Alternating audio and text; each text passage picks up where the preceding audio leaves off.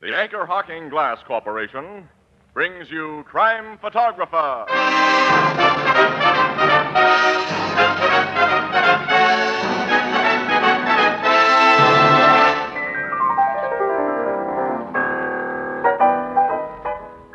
30 days has September, April, June, and November. All the rest have 31, and this ain't leap year, thank heavens. Thursday the 7th. Casey! What? Hey, don't scare me like that. Casey, we're famous. Famous?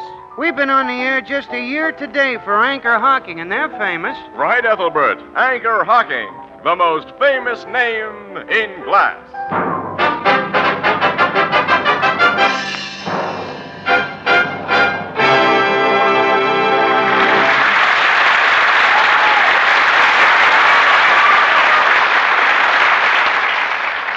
Good evening, ladies and gentlemen. This is Tony Marvin. Every week at this time, the Anchor Hocking Glass Corporation of Lancaster, Ohio, and its more than 10,000 employees bring you another adventure of Casey, crime photographer, ace cameraman who covers the crime news of a great city. Written by Alonzo Dean Cole, our adventure for tonight, Death in Lover's Lane.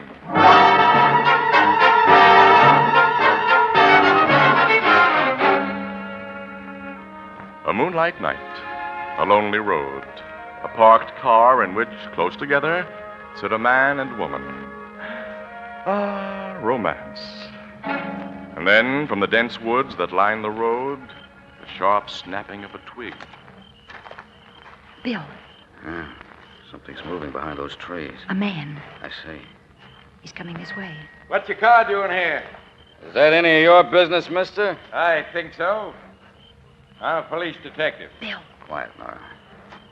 What do you want, officer? Stay where you are. he's pointing a gun at us. What's the big idea, fella? You're a cop. Let's see your badge. This gets my badge. Both of you stick up your hands. My hands are coming up, mister. With this! You got him in the arm, Bill. Knock the gun out of his hand. He's running. All right, you phony. Now stop or I'll kill you. I'm a real cop, and this is your last warning. Okay. He made the woods. He's getting away. I'm going after him. Now blow your whistle, Nora, and signal the boys to close in. This guy is the Lover's Lane killer.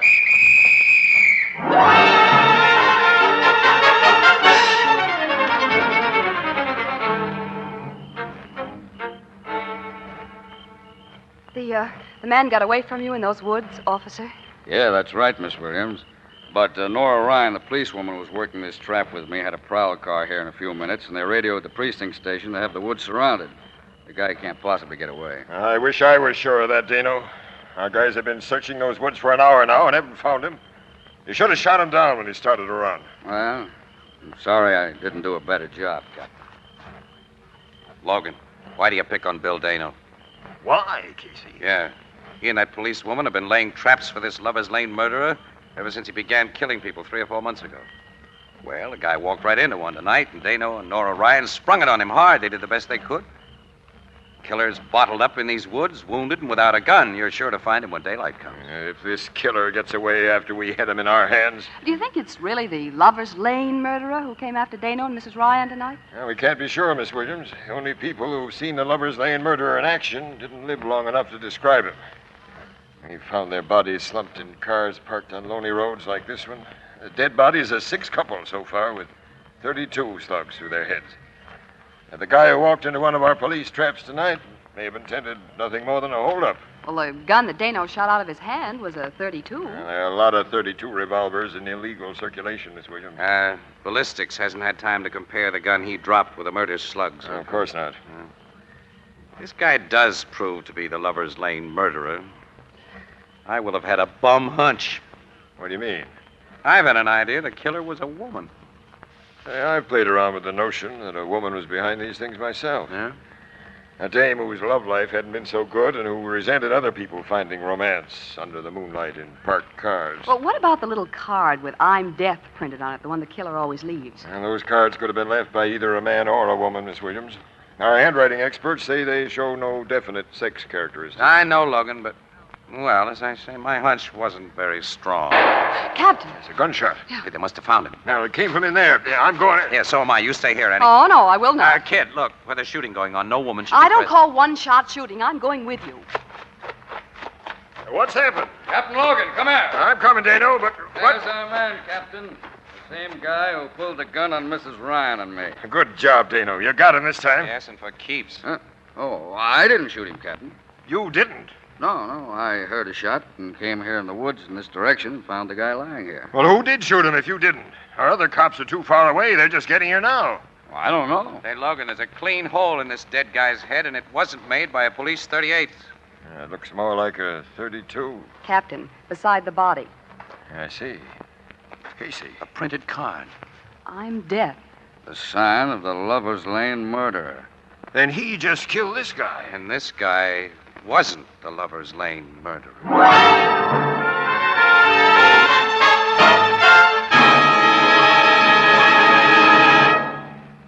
Our story will continue in just a moment. Extra, extra, read all about it. Great new discovery makes beer and ale easy to enjoy. It's a new kind of bottle. A different kind of bottle. It requires no deposit. No fussing with pennies. You don't have to return it. No bother with empties. Just pour out the beer. And throw the bottle away. It's light as a feather. No arm-weary lugging. It's sturdy and compact. Save space in the icebox. It's easy to open. And safe to drink from. It belongs on the table. It's at home on a picnic. And, brother, what flavor? That true brewery flavor. Protected by glass. As only glass can protect it. Yes, the revolutionary new Anchor Glass one-way no-deposit bottle is sweeping America. For flavor that's brewery bright, demand beer in bottles. For safety and convenience, demand your favorite brand in the new Anchor Glass one-way no-deposit bottle. Product of Anchor Hocking. The most famous name in glass.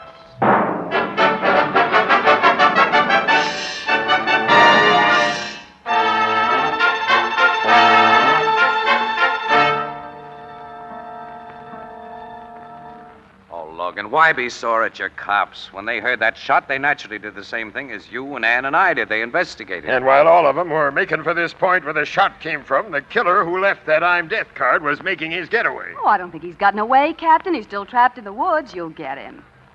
Or her. I've still got that little hunch about a woman being the killer. Now that the guy who tried to stick up Dano and Mrs. Ryan has been put in the clear by getting shot through the head, well, maybe I'm right. Is that I'm death card like all the others you found, Captain? Yeah, Miss Williams, they're all the same. And I think ballistics will say that the 32 slug found in this guy's head came from the same gun that killed those 6 couples. I'm betting the same way, Casey. And I have the same cockeyed theory you have about the reason for this latest killing. Now, Lover's Lane murderer, whether man or woman, must be a psychopathic case. And such people nurse terrific egos as well as terrific grudges. And he'd have gotten a kick out of shooting this man practically under the noses of you cops. Yeah, that's it, Miss Williams. And the shooting served a practical purpose, too. It drew most of the searchers to one point and enlarged the guy's chances for a getaway. Captain Logan, Yes, Sergeant? we've just found out the killer may have gotten out of these woods. What?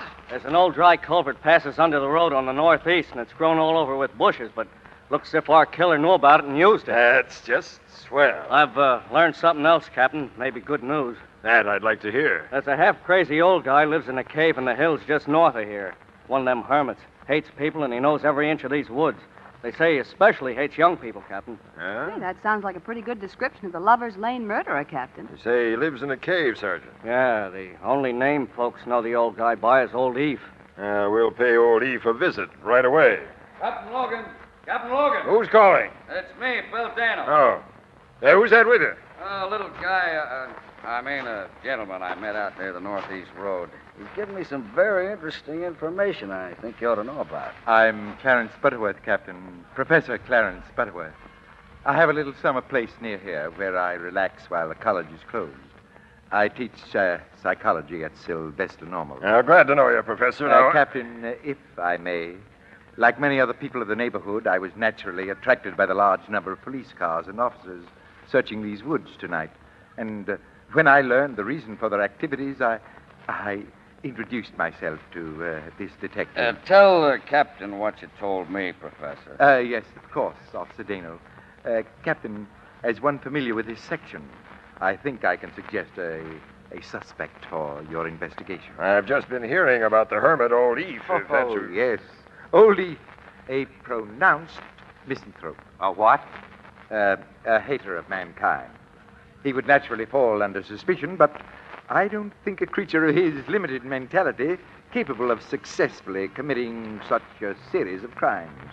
You see, Captain, I'm, if I may be permitted, I'm a student of crime. Oh, you are? Yes. As a professor of psychology, the subject of crime falls naturally into my orbit. Okay, who's your suspect? A woman. A woman?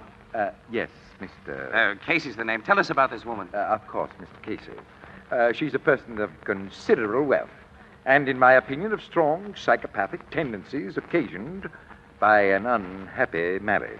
Her husband was, if this young lady will pardon me, something of a philanderer. Oh, hubby played around with other dames. Yes.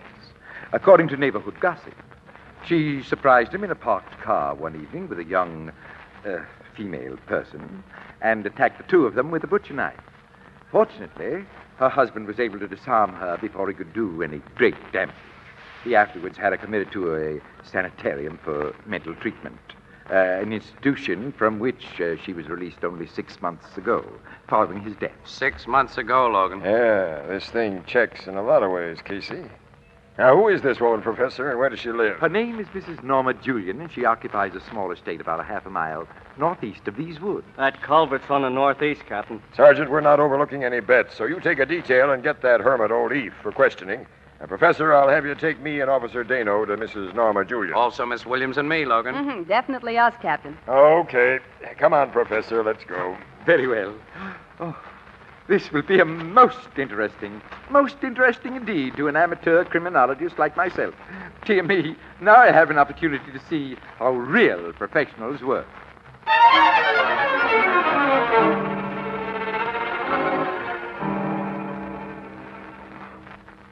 I'm Norma Julian. What do you policemen want? I've just been talking to your servants, Mrs. Julian. They say that you've been away from home most of the evening, that you returned only a few minutes before we arrived. I'm frequently away from home. What about it? Well, I'd like to know where you've been. It's none of your business. But I've been out walking. Alone? Alone. I prefer my own company. Did you meet anyone during your walk? I tried to avoid meeting anybody. Where'd your walk take you tonight? North of here, in the hills. You weren't south of here in the woods? No, I was not. Why? There are burrs in your skirt, Mrs. Julian, and those woods are full of burrs. There are plenty of burrs in the hills. What's the purpose of this questioning? And how dare you policemen bring that young woman into my house? Oh, me? Yes, you. You're the sort of woman that stole my husband, the kind that makes people say I'm crazy. You're the kind that just... Stop her, Dino. Maybe she's going to hit me with that vein. She's under control, Annie. I've got the handcuffs on her. Boy, she's crazy, all right. I'm satisfied she's the one we've been looking for. Take her to headquarters, men, and get the psychiatrist to give her a going over while I search this house for a .32 revolver. Yes, sir. Come on, Mrs. Julian. You're going to tell us. Dear me. What a violent woman. Professor, I'm very grateful to you for your tip. Well, I'm happy to have been of service, Captain. We amateur criminologists can serve a purpose, can't we? You served a double one tonight, Professor. Thank you. You made a little hunch of mine pay off. Hunch, Mr. Casey? Yes, I had a feeling that the Lover's Lane murderer was a woman. Captain Logan. Huh? Captain Logan. What are you doing here, Sergeant? I've got the Lover's Lane murder, sir. What? That is, we know who he is. We got him surrounded. What are you talking about? Yes, what do you Old mean? Eve, the hermit. I took a couple of men, went to arrest him like the captain instructed.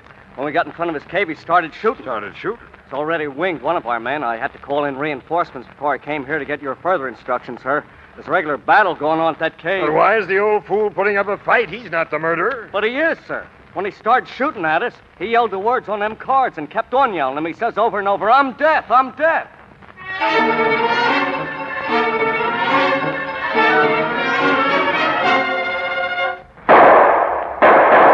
Somebody's going to get me. I'm dead. I'm dead, okay? Listen, Captain. I hear, Dano. Hey, that one came close. Annie, keep down behind these rocks. That old guy shoots straight. No, I'm keeping down, Casey. He isn't shooting so often now, Captain. Maybe he's running short ammunition. We got to get up there with a tear gas bomb and smoke him out. Don't look like there's any shelter between here and that cave. You'll kill anybody who tried to climb that exposed hill. We'll go around the hill. Get at him from the rear. But the cave has only one entrance. The opening's in front, and he's watching that. And how? Heads down, everyone. Captain, I'm sure the cave has 2 openings. You are, Professor? Reasonably so. During one of my rambles about the neighborhood last summer, I discovered an opening covered by trees that apparently led downward to the rear of Old Leaf's cave. Could you find it again? I believe I can. Sergeant, you and your men keep that maniac's attention. Start shooting and draw his return fire to exhaust his ammunition. Dano, you come with the professor and me. Yes, sir. I'm going to be a part of that expedition, Logan. And me. No, Miss Williams. If Casey wants to take chances, that's his business, but I'll have no women. You stay here, Annie, where it's safe. Oh, safe, huh? Well, safer. Now lead the way, Professor, and keep under shelter. Let's go. Very well. See you later, Annie. Oh, I hope so. Nobody gets going. You varmints, I'm dead. I'm dead. How's that hunch of yours now, Casey, about a woman being the Lover's Lane murderer? That hunch, Logan, just ain't around anymore.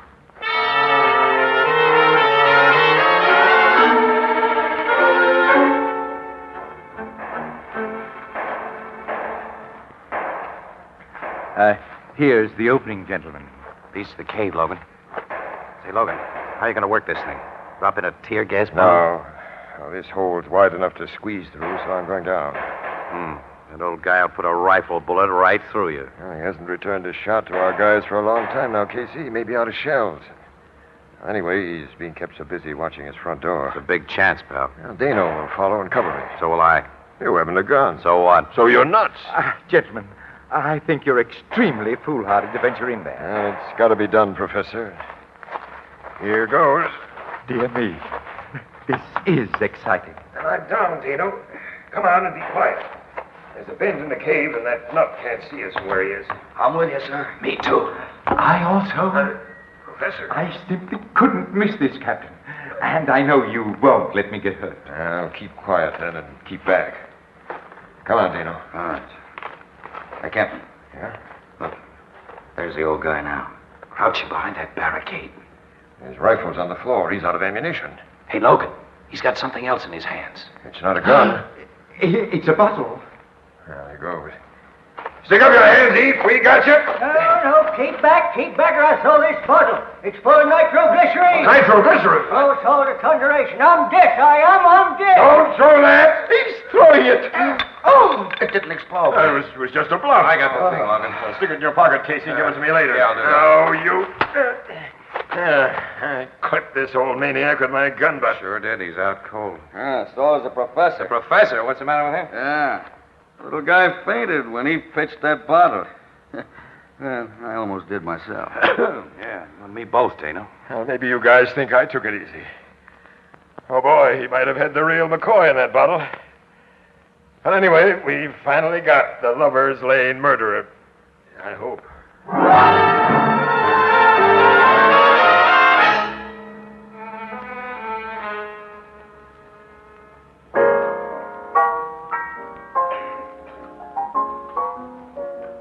Here's another bottle of beer, Casey. You look as if you needed it. Yeah, I do, Ethelbert. This has been quite a night, Ethelbert. I should imagine, Miss Williams, from what you've told me. Is that crazy old hermit the real Lover's Lane murderer? We don't know. He's such a fruitcake, the cops don't get any sense out of him, even now that he's come to. We didn't go back to headquarters with him because I had to write my story, and Casey had a lot of pictures to get ready for the engravers. Yeah, I'll have to go to headquarters later and give Logan this bottle of nitroglycerin. Excitement, we both forgot about it. Is that the bottle of stuff the old guy threatened you with? Yeah. Looks like greasy dishwater or cold soup, doesn't it? You're sure it ain't real nitroglycerin, huh? Oh, if it was, pal, I wouldn't be here. When stuff like nitro gets thrown around, things blow up. I've heard it don't stand for rough treatment. That's right. Logan will want that little bottle of dishwater for evidence, I suppose. Oh, huh? sure. Cops always want everything. How about the woman, that Mrs. Julian, who was arrested first? She's another nut. The police are holding her. She may still turn out to be the killer, Annie. Oh, Casey, you certainly hang on to a hunch. I I haven't a hunch about this thing anymore, or even an idea. You know, this has been a tough night. Well, it's not over yet, Casey. We've another job to do. You have? Yeah. City Desk wants a lot of personal dope on little Professor Butterworth. We're playing him up as the big hero of this evening's frolic, so we're going out in the sticks again and see him. He snapped out of his faint okay, huh? Sure. He was still kind of white around the gills when we saw him last. Well, come on, Annie. Let's get over it with and call it a day. Okay. So long, Ethelbert. So long. Hey, Casey. Huh? Take your bottle of nitroglycerin. Oh, thanks for reminding me. I wouldn't like it to explode sitting on my bar.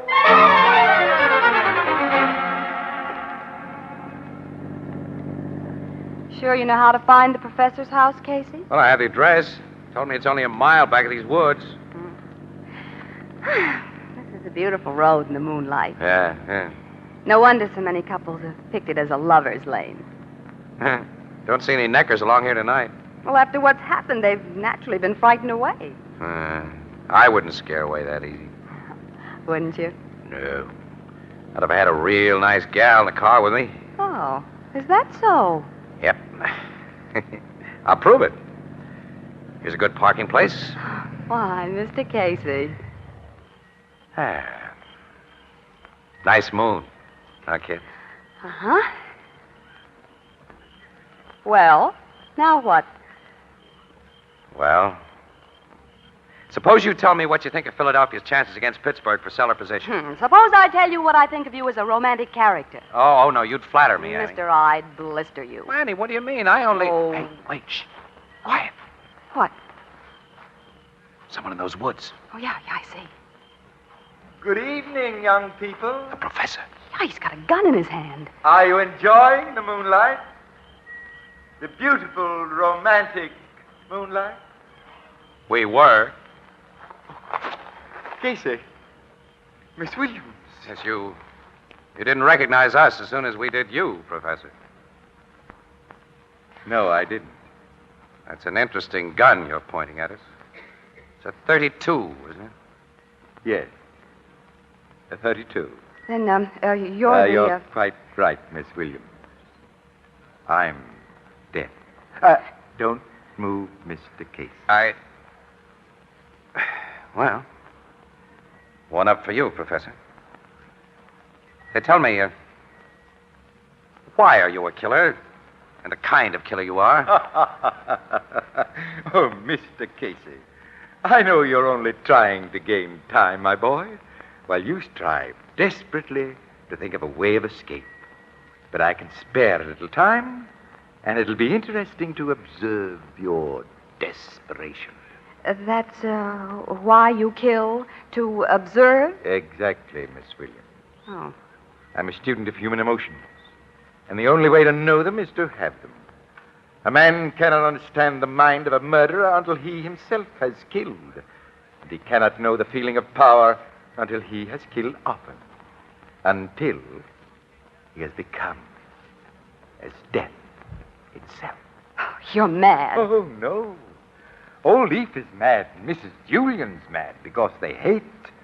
I hate nothing. I love nothing. I merely observe. I weigh. I'm a true scientist. See? Yes, something I've just remembered. And tell me, what is that, my boy? That guys who don't hate anything or love anything can be very much afraid of things happening to themselves. I don't understand. Maybe this will remind you. It's the bottle of nitroglycerin I took from old Eve. No, put that down. I'll put it down at your feet if you fire that gun. No. Drop that gun. Yes, I will. He dropped the gun, Casey, and fainted. He's out cold again. And I've got his gun. Now, why did he fall for your bluff? He knew that bottle didn't explode before. How do I know what makes a madman tick, Annie? I didn't think he'd fall for that nitroglycerin gag. It was all I could think of, though. Hey, Casey, here comes a police car. Yeah, we'll flag it down. Get this guy under handcuffs. Hey, stopping, Casey. Casey, I thought we'd never find you. Hi, Logan. Hey, what are you doing here? Looking for you, too? Your city desk told us you'd gone to the professor's house when we found nobody there. Never mind about that, Sergeant. Say, here's the professor. Never mind about that, Logan. Tell me. Give me that bottle. Bottle? Yeah, the one you took from Old Eve. Huh? Oh, sure. Here it is. Catch. No! You take it, Sergeant, and wrap it up carefully. Yeah, I'll say I will. Wrap it up carefully. Yeah. Old Eve swears it's the real stuff, Casey. He told us how he made it. Yeah, the good Lord only knows why it didn't blow us all apart when he threw it. Must have just landed easy. That stuff? Is real. Nitroglycerin? Yeah, I recognize the soupy look of it now. No. Oh, Casey, I think I'm going to faint. Annie, move over. I'll join you.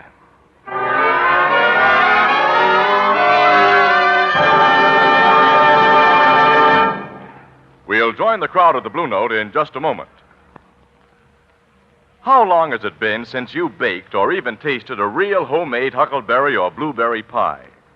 Say, remember the symphony of color as your fork touches the tender golden brown crust and the rich deep purple juice spills out across your plate? My, oh, my. You know, good cooks, and my mother among them, tell me this is one of the hardest pies in the world to bake properly. But there's one way to be sure of results with any kind of pie. Use Fire King oven glass pie plates. Crusts are always golden brown and fluffy. Pies bake all the way through without danger of scorching. And, of course, that beautiful pale blue Fire King oven glass presents your pie at its best when you bring it to the table. Right now, you'll find at your 5 and 10 cent store or any other store selling household glass an unusual Fire King value. A big 9 1/2 inch Fire King pie plate for only 25 cents, or slightly more in distant cities. It's genuine Fire King oven glass, guaranteed for a full 2 years against oven breakage. And remember, its cost is only 25 cents. This Fire King oven glass pie plate is another product of Anchor Hocking, the most famous name in glass.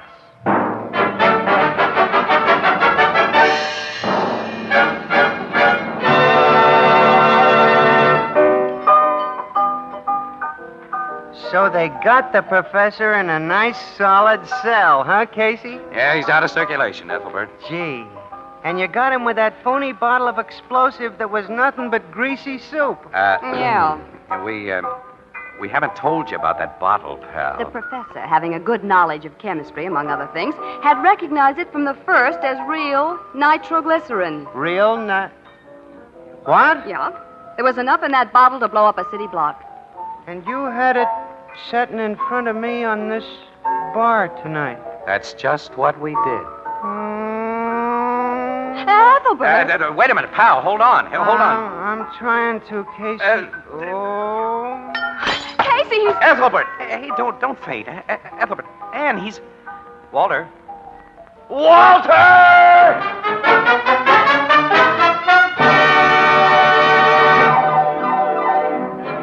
Crime Photographer, starring Stotts Cotsworth as Casey, is brought to you each Thursday by the Anchor Hocking Glass Corporation, makers of Fire King oven glass, Anchor glass containers, Anchor caps and closures. All products of Anchor Hocking, the most famous name in glass.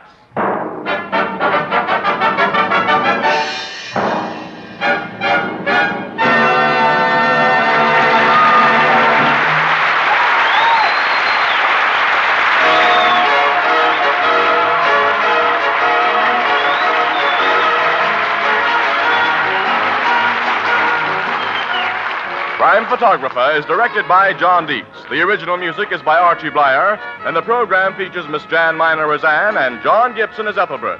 Herman Chittison is the Blue Note pianist.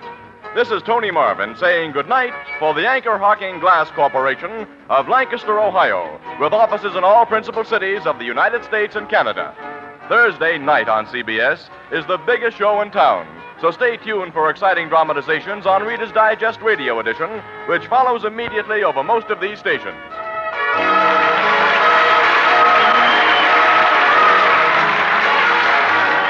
This is CBS, the Columbia Broadcasting System.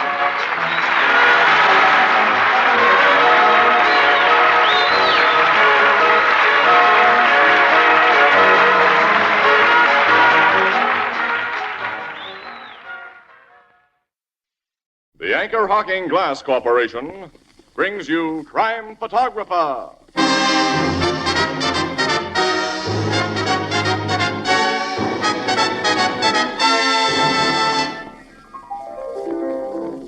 Hi, Ethelbert. What are you reading? Kind of information test in the paper. It says, what do these four names stand for? John L. Sullivan, John J. McGraw, Todd Sloan, Barney Oldfield. Easy. Boxing, baseball, racing, auto racing. Say, you got 'em fast. That's a cinch. They're among the most famous names in their line. Everybody knows those names. Why, certainly, like everyone knows that Anchor Hocking is the most famous name in glass.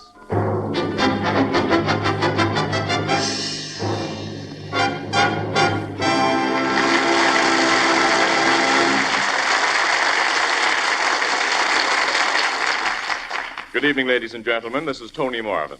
Every week at this time, the Anchor Hocking Glass Corporation of Lancaster, Ohio, and its more than 10,000 employees bring you another adventure of Casey, crime photographer, ace cameraman who covers the crime news of a great city. Written by Alonzo Dean Cole, our adventure for tonight, Ex-Convict.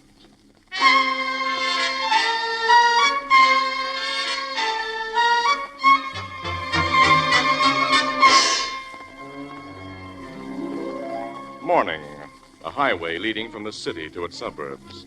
At an intersection stands a hitchhiker dressed in new but strangely ill-fitting clothes. A battered-looking car slows down, and as it does so... Hop in, Bud. Thanks. Where are you heading for? Artendale? Ah, you're in luck. Passing right through there. That's swell, mister. Casey's the name. Mine's Holden. Where are you going in Artendale? Brinsley Road. The Maddox Estates? How'd you know? I just guessed. How long you been out? Out? Of the big house. Now, look here, if you're going to be... wait a minute. Don't get sore. You a cop? The sign on the windshield tells you my racket. Press. Mm-hmm. One of them wise guy reporters. No. Just a dumb photographer. You remember my case? You took pictures of me when I was wrapped. Nope. Never saw you before. When a guy wearing a prison-issue suit is heading for Asa Maddox, the next con can't get an honest job anywhere else. He's always sent to old man Maddox. What were you in for, Bud? Armed robbery. First conviction? Yeah. 5 years. I had it come to me, though. Oh, you feel that way about it? Yeah. And I'm not going to have it come to me again. What'd you say your name was, pal? Holden. Ben Holden. Well, who sent you to Maddox, Ben? Welfare Foundation? Yeah. I guess this Maddox is a pretty swell guy. You bet. Aces, from what I hear. I never met him, though. He's given a lot of guys that have been in jams fresh starts. Most of them are made good, some in a big way. At the foundation, they said a couple of rats had crossed and plenty. That's right. Been 2 cases during the past year. Guys he'd helped went out and pulled jobs while they were living on his estate. That's right. Nice characters. Yeah, I think so, too. What do you know about it? You never come out of stir without a friend? Finally, to have a decent guy offer you a break? Anyone who rats on a decent guy like that should have his heart cut out. No, I'd say you meant that. Ben, I think Mr. Maddox is hiring a pretty good boy.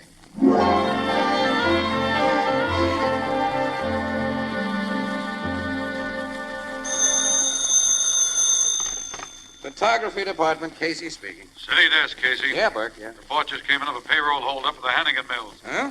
$30,000 taken by a lone bandit. Hey, that's a nice haul. You want me to get out to the Hannigan Mills plant, of course? No, beat it down to headquarters. The paymaster, whose name is Whalen, has been taken down to headquarters to go over pictures in the criminal files. And if he makes an identification,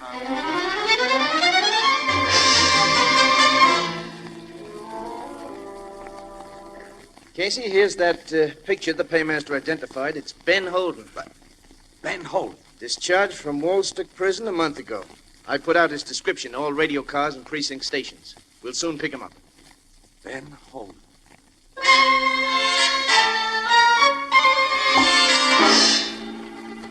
Calling all cars, all precinct stations. Discontinue search for Hannigan Mills robber Ben Holden. Discontinue search for Ben Holden. He has just been identified as hit-and-run victim of unknown car. Ben Holden is dead.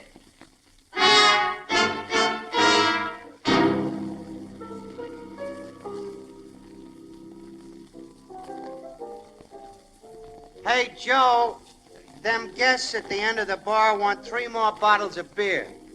Now, getting back to where we was, Casey. Yeah? Where'd they find this stick-up guy, Holden? On Beechnut Road, Edward. A car had run over his chest and kept on going. Gee, this morning he lifts $30,000 at the point of a gun, and this afternoon he's in the morgue. That's justice the way she ought to be. I'm not so sure of that. Why? Well, Casey gave this Holden a lift in his car about 3 weeks ago and convinced himself that Holden was a reformed character. And that kid was on the level when he talked to me. I can't see him doing He's it. been positively identified. And the $100 bills found in his body had the serial numbers of bills noted by the bank that made up the payroll. But the total wad found on Holden's body amounted to less than $600, Annie. Now, what happened to the balance of that 30 grand? Well, he hid it somewhere, of course. He had plenty of time after the robbery, Casey. Sure, there was time enough.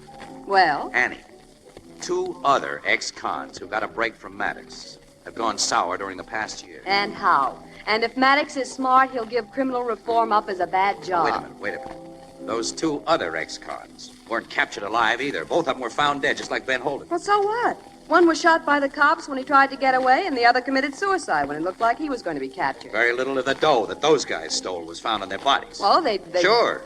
They'd hidden it somewhere, just like Holden. Yeah. It is a little funny.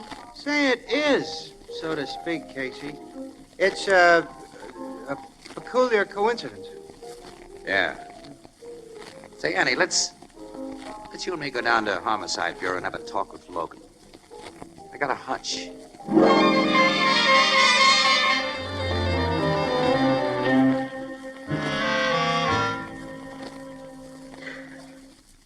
AC, I'm afraid I'm buying this hunch of yours. Well, that's something from you, Logan. You mean, Captain, that you don't think Ben Holden committed that payroll robbery either? On the evidence, he must have committed it, Miss Williams. I want to know why. I've looked up Holden's record. He was a model prisoner. The prison authorities were very favorably impressed with his good intentions when he was discharged. Now, what made him go sour? Yeah, that's what got me going, pal. You looked up the records of the other 2 guys who went sour after they got a break from Maddox? No, not yet. Have you? Uh-huh, yeah. On paper, they seem pretty good Joes, until after they got a job for Maddox. Now, Casey, you're not implying that Asa I'm Maddox... merely implying there's been a 3-time coincidence, Annie. But Mr. Maddox is... Well, he's a first citizen. He's helped hundreds of ex-convicts who've made good. The coincidence still remains, Miss Williams. 3 of his protégés have gone bad. They were killed, and only a small fraction of their hold-up loot was recovered. Now, maybe that's merely a coincidence, but... Well, I'm going to plant an undercover man in Maddox's place. One of your headquarters dicks? Who else? Oh, Logan, wait a minute. He wouldn't get to first base. Outside of Maddox himself, every guy in that big estate is an ex-con. Those babies recognize cops like you do. Well, naturally detail a guy who was unknown to anyone there. They'll get wise to him. Of course, you have a better idea than mine. Sure. Let me be the undercover guy. You? Oh, that's it. Oh, Casey, you'd never get away with it either. Maddox doesn't know me. I've never run into any of his present staff of ex-cons. And I know a lot about the inside of prison. Remember, I once took a phony rap in order to get the goods on a certain guy. And in order to get an exclusive for your lousy paper. But, of course, you're not thinking of anything like that now. Why, certainly not. I offer my services purely and nobly in the cause of justice. Nuts. Of course, if I do get an exclusive, the Express gives me a raise for getting it. Well, look, you want to see me get along, don't you, pal? Yeah, but I'm not saying where to. Oh, come on. Break down, tough guy. Give me a go-ahead. Well, because of your talent for being lucky, compensate your shortage of intelligence. Okay. Thanks, and not only for your kind words. You're going to Maddox as an ex-convict, Casey? Why, sure. You'll have to appear as recently discharged from an out-of-state prison, one that none of the real ex-cons at Maddox's place have been in. Sure, we'll check up on their records. And we'll make a very thorough checkup. Also, when we pick your prison alma mater, you'll be well coached on what goes on there. Well, I learn quickly. Well, the only men Maddox helps are those sent to him with recommendations by the Welfare Foundation. Will they cooperate with you, Captain? 100%, Miss Williams. It'll take only a short time to work the bugs out of our scheme. Then I'll start for Mr. Asa Maddox's place.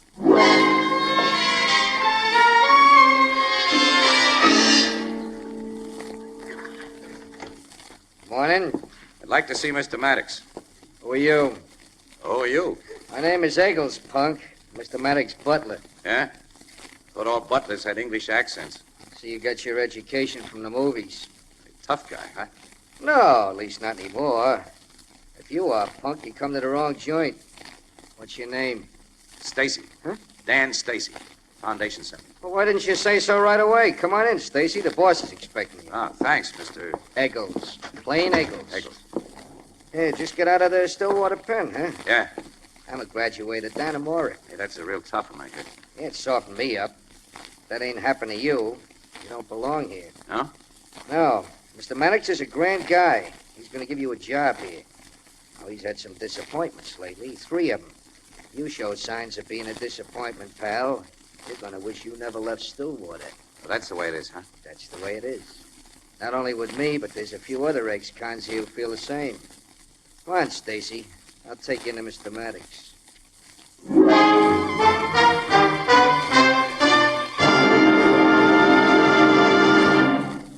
You know, few of us wear the same clothes every day, and yet millions of families have breakfast, lunch, and dinner week after week, month after month from the same plates and dishes and platters. So why not make your meals more interesting and appetizing by changing your tableware? Now, you can now do it today at an almost ridiculously low price. Anchor Hocking has developed a brand new kind of dinnerware called Jadeite, spelled Jadeite, Jadeite. And Jadeite's delicate jade green color harmonizes with any table decoration. But Jadeite's beauty is the subject for 2 reasons. 1, Jadeite is heat-proof. Yes, as heat-proof as the Fire King oven glass you use for baking. And second, a complete 35-piece Jadeite dinner service for 6 costs less than $5, including 6 cups, 6 saucers, 6 dessert plates, 6 salad plates, 6 dinner plates, a vegetable bowl, a platter, and a sugar and creamer set. Now, you'll also find Jadeite in open stock at chain stores, department stores, hardware stores, and all other stores selling chinaware and glass. Jadeite is the newest triumph of Anchor Hocking. The most famous name in glass.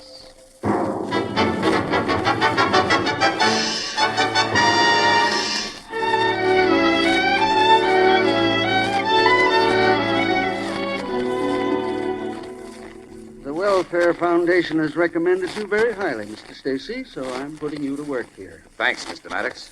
Your job will be a small one at first, but you'll find every opportunity for advancement. I hope I can make good, sir. Oh, I'm sure you will. You know the swell start I've made. I'm just out of prison. I might have been in prison had I not been lucky, Mr. Stacy. The difference between you and me has been only a matter of circumstance. That's the way you figure. Yes. Let's see. I made a pencil note of the employment I meant to give you. Dear, I'm so absent-minded. What did I think of it? Shirley.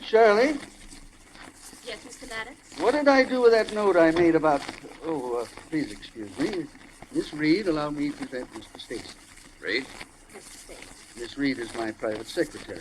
Also, she's the daughter of an old and very dear friend of mine. Shirley, where is Here that... it is, Mr. Maddox. Mr. Stacy is to work in the garage as assistant to Butch Franzen. Oh, yes. Butch Franzen is my chief chauffeur, Mr. Stacy. Shirley, will you take my new friend Stacy to my old friend Butch and introduce them? Gladly, Mr. Maddox. Will you come with me, Mr. Stacy? Gladly, Miss Reed. Maddox, it's been a privilege to meet you. Well, mine is the privilege, my boy. Good luck. Thank you, sir. Quite a guy. Yes, all of us here think so. You're from Stillwater, Mr. Stacy. Yeah, Minnesota. They treat you well out there? Not too bad. My father died in Joliet. Yeah? Mr. Maddox is only our kind around him. Hey, you haven't... No, I've never been in prison. I didn't think so. Not with that face. You're pretty direct. Why not? I haven't an answer to that one. You did your stretch for armed robbery. Yeah, that's right. Get much? $20 in 5 years. Sucker, weren't you? And how? Going to be one again? No. Just stick to that. You'll be okay. You won't like washing and greasing cars under Butch Franzen. He's tough. Oh, I worked with tough guys before. I can soften him up for you. I think you could soften almost anyone up, Blondie. Including yourself? Go to work on me and see. Thanks. But Mr. Maddox keeps me pretty busy. When you have a little time to spare, look me up. Maybe I will.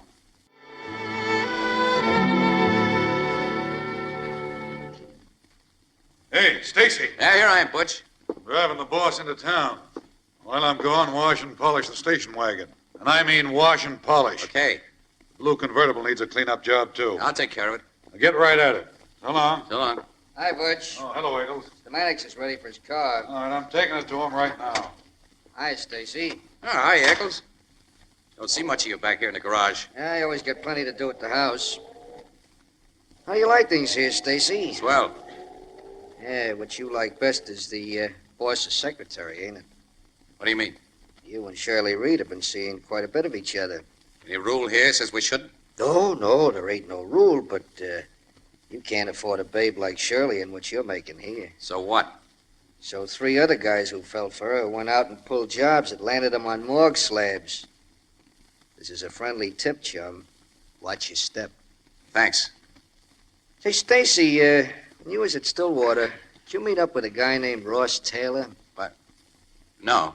Well, it's a big pen. I guess there were a lot of guys there you didn't meet. Yeah, that's right. Shirley told you about Ben Holden? Guy we had here who pulled that payroll stick-up? Everybody's here. Everybody's told me about him except Mr. Maddox. You know, Shirley had a little hard luck the day Holden pulled that job and then got accidentally killed. She drove home with a dented front fender. Dented front fender? Yeah, she'd run into something with that sporty roadster of hers. A post, she said. Butch fixed the fender for her so it looks like new again. Well, I gotta be getting back to the house. I got a lot of work to do this afternoon. So long. Yes, so long. Oh, Stacy, it's funny you didn't meet up with Ross Taylor out at Stillwater. He's the prison doctor. So long again.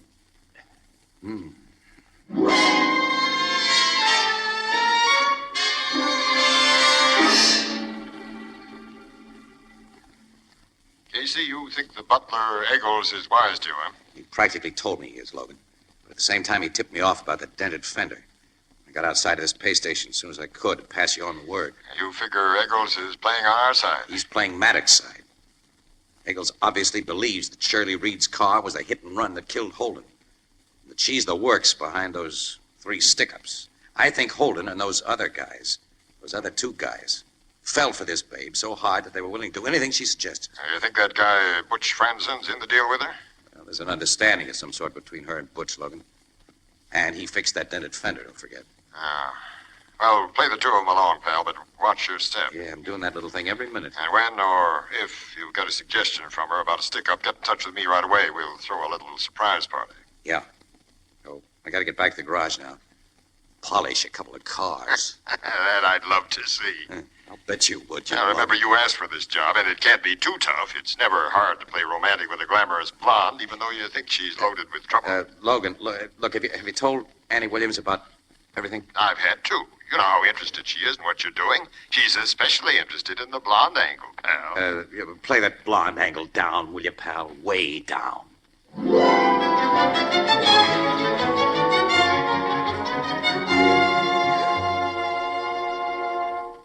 Good morning, Stacy. Well, Shirley, that is an unexpected pleasure. I hope to see you before evening. You wouldn't have if Mr. Maddox hadn't phoned from town a little while ago. He wants you to do an errand for him. Okay. You're to go to this address and pick up a package of jewelry he's ordered for his niece.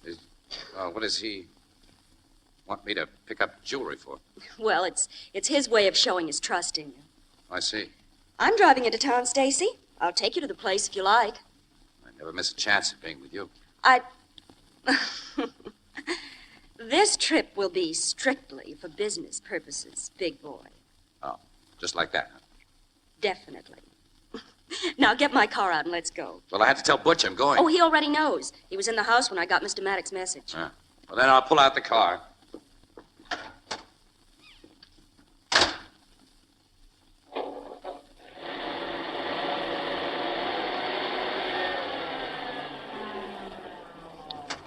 That's a snappy little bus, this sport roadster of yours. It's getting pretty old. It's a 39. Looks like it just came out of the factory. Guess you never had any accidents with it. Oh, I've dented a couple of fenders, that's all. Recently? No, not for over a year. Now, you're lucky. Now, get in. You want to drive or shall I? I will. I like to drive men.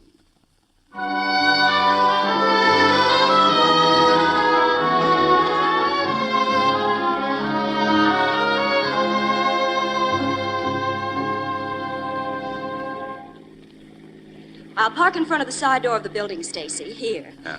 Now, the man you're to see, Mr. LeBlanc, is a wholesale diamond merchant. His offices are on the second floor. I see. Mr. Maddox left this sealed envelope with Eggles before I came to work this morning, and absent-mindedly forgot to tell me anything about it. Here. It's addressed to Mr. LeBlanc, and I imagine it's to identify you, so you'll be given the package. Just send the note in to LeBlanc, huh? Mm-hmm. Right. You know, Shirley, a gal like you ought to have some nice jewelry. When I get it, it's going to be bought and paid for by a man whom I'm certain isn't a crook. You mean that? What do you think? Babe, I wish I knew. Oh, come on now. Get up to Mr. LeBlanc and hurry back with that package. Yeah, okay. Second floor, remember? And hurry. Yeah, I will. Yeah. I wish I knew.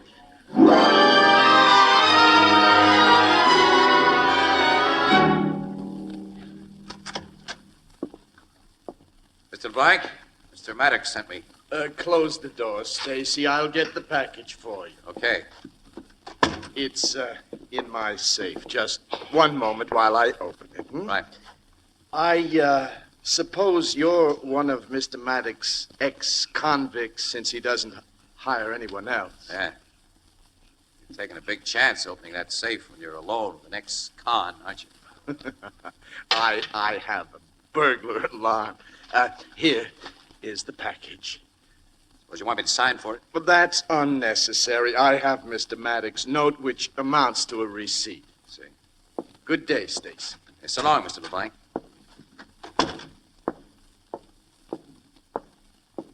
Oh, Stacy. Eggles, what are you doing here? Here to keep you out of trouble, bud. Come on down these stairs and hurry. What trouble? Shirley brought you here, didn't she? She's waiting for you outside. Yes. Already tipped you that she's trouble. But I don't see what... You will very soon. Come on, pile into a car there. I'm joining you. Eggles? Yeah, I'm giving a surprise party, Shirley. Start this bus and then step on the gas. Well, why Do are you- like I say. Like this gun says. Eggles. Keep your shirt on, Stacy. You know whose side I'm on. Yes, but Start the car, Toots, and get moving. All right. Turn right at the next corner, then head for River Road. I'd like an explanation of this. Yeah, I can stand one, too. Listen, there's your explanation. What? It's a burglar alarm. From the building we just left. Yeah, it's in LeBlanc's place. He just set it going. Why? Because you just robbed him, Stacy. What? That's what he's gonna say. Hand over that package he gave you, mister. I'm beginning to get this setup. I thought you would. I don't get You're what... not smart, Shirley. Give me that package, Stacy. That gun of yours doesn't give me much choice. All right, here. How much is in it? 100 grand. In unset diamonds, that'll be very hard to trace.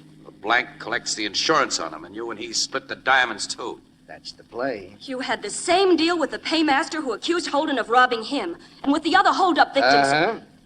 Holden's seen going into that paymaster's office. Then he goes out with a package he's been given for Mr. Maddox. I meet him and take him away. Nobody but me and the paymaster know that Holden's been tricked into going there on a fake errand.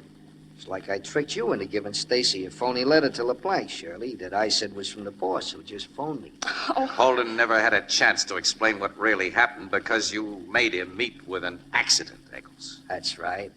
Swell little scheme, huh, wise guy? Well, it was until this LeBlanc job. Now you slipped up plenty. Yeah, how? Because I haven't got a record. I've never been a con. You haven't? No. The cops aren't going to believe that I robbed LeBlanc, Eggles. Hey, you're not so bright either, Gumshoe. Why do you think I made you suspect Shirley here? Suspect me? He had you figured as a very bad doll, Toots. So, of course, he reported the hints I dropped about you to the cops.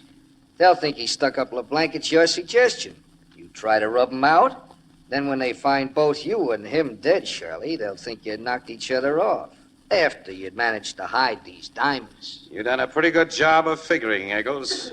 But you shouldn't have made me believe that this car of Shirley's had been used in connection with the holdups and murders. Yeah, what's that got to do with... This is a gun you feel at the back of your neck, Eggles. What's going on? You gather or blow your head off. Okay, don't shoot. I got his gun, Lieutenant. Good. All right, stop the car, Shirley. I am. So you Got a cop hiding in a rumble seat, huh? That's right. He heard everything you said. Which is more than enough to burn you 3 times, Eggles. I thought if I was invited to go places in this car, I'd be more comfortable with a cop back there. So several good guys have been taking turns. You thought I was behind those holdups and murders. You thought I was a traitor to Mr. Maddox, who's treated me like a daughter. Well, anybody can make mistakes. No! Get out of this car. We want you to drive us and our prisoner to headquarters, miss. I'll drive you and your prisoner, Lieutenant. But this person, this Stacy, he's going to get out and walk.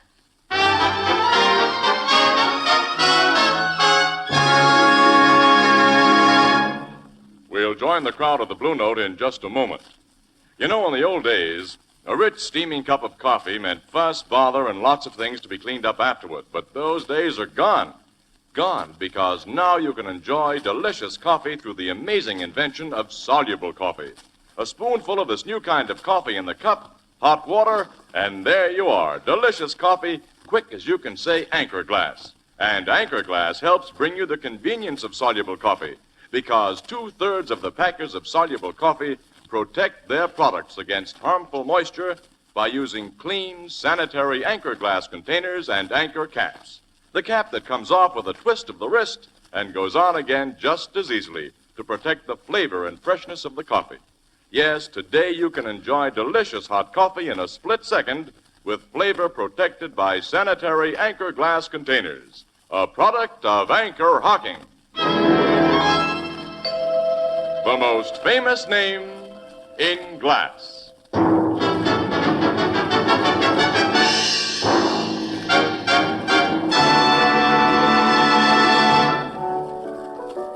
So you had a nice long walk, Casey, huh? Sure did. I couldn't get a cab, Ethelbert. There was a strike on the bus lines.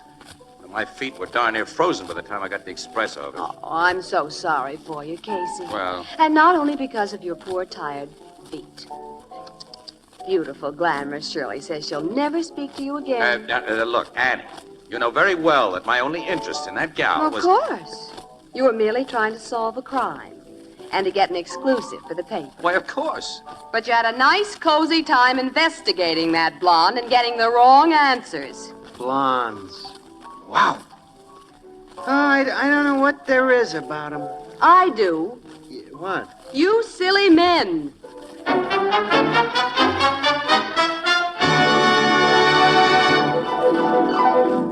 Crime Photographer, starring Stotts Cotsworth as Casey, is brought to you each Thursday by the Anchor Hocking Glass Corporation, makers of Fire King Oven Glass, Anchor Glass Containers, Anchor Caps and Closures, all products of Anchor Hocking, the most famous name in glass.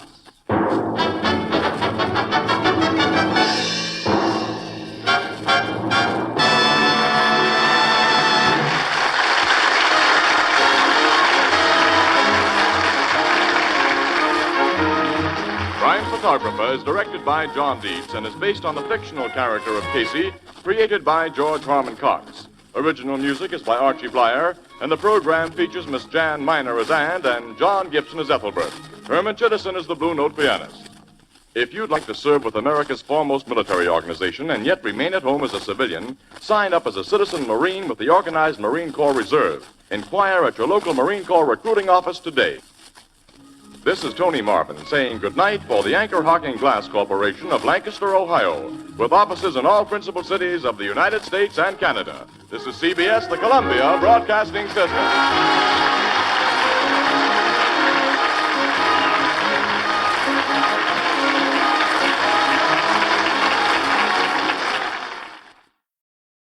The Anchor Hocking Glass Corporation brings you Crime Photographer.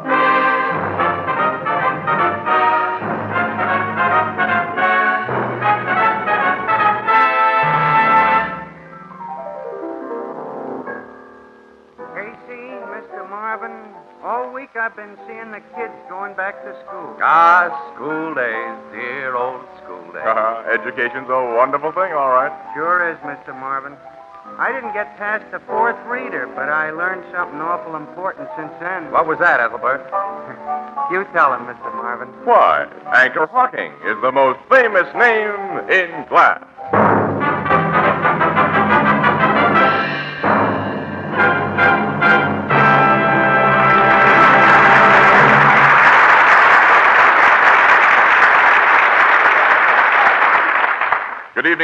gentlemen. This is Tony Marvin.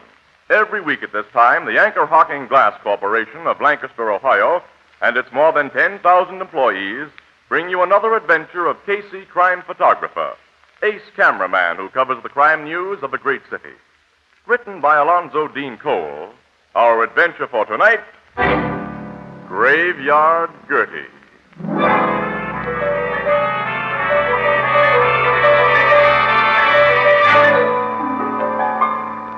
Night, cold and dark. A road on the outskirts of the city, a dismal road. On one side, it's flanked by dilapidated, grimy houses, billboards, and vacant lots strewn with rubbish. On the other side is a cemetery.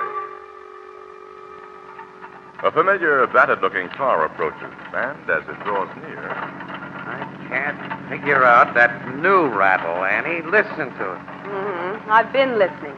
But, Casey, this poor old jalopy makes so many strange noises, it's hard to tell. Now, this is something new, Annie. Sounds like the battery supports. Well, I'm going to pull up here and see if I can locate it. Oh, you picked a fine place to pull up. In front of those cemetery gates. Oh, graveyards don't bother me. Well, I don't like them. Especially at this hour. It's almost midnight, Casey. You see any spooks climbing out of the ground at the stroke of 12, Annie? Give a whistle. Here's what rattled. What? The license plate. There's a bolt all ready to fall out of it. Is that all? Yeah. Say, Annie, open the glove compartment, will you? And give me the pliers. The flashlight, too. Give me that. Yeah, okay. Yeah, here you go. That's it. Won't take a minute. Midnight. Uh-huh. It's a good thing I stopped when I did. Another mile and this bolt would have fallen out. Hey, Casey. Huh? Something's moving among those tombstones. What? Where? Back there. I see, behind that mausoleum. Now, coming this way, it looks like a woman. Hey, it is a woman. Yeah, I suppose so, but she seems to be just floating among those graves, Casey. Floating, Annie. Nuts. She's simply walking very slowly and weakly. Well, why should any woman be walking in a graveyard at this time of night? Well, how should I know, Annie? Hey, Casey. What? The woman's figure, it sank out of sight behind that tombstone. Yeah, so it did. Now, it looked as though she went into the ground. You know darn well she didn't, but I'm going to find out what she did. Hey, Casey, don't leave me alone here. Come on with me, then. Into that cemetery? Naturally. Well, okay, but I don't like this. Just open the gate. Careful, now don't stumble over one of these footstones. Oh, Casey, I don't like it here. At your age, Annie. Yeah, but... There's the tombstone where we saw her. Yeah, and there's something behind it on the ground. A horrible black shadow. Hey, that's much more than a shadow. That's an old woman. Oh, a real woman? Yes, a live one, too. Hey, come here. Yeah? Annie, I think she's fainted. Oh, Casey, she's terribly old. She's coming, too.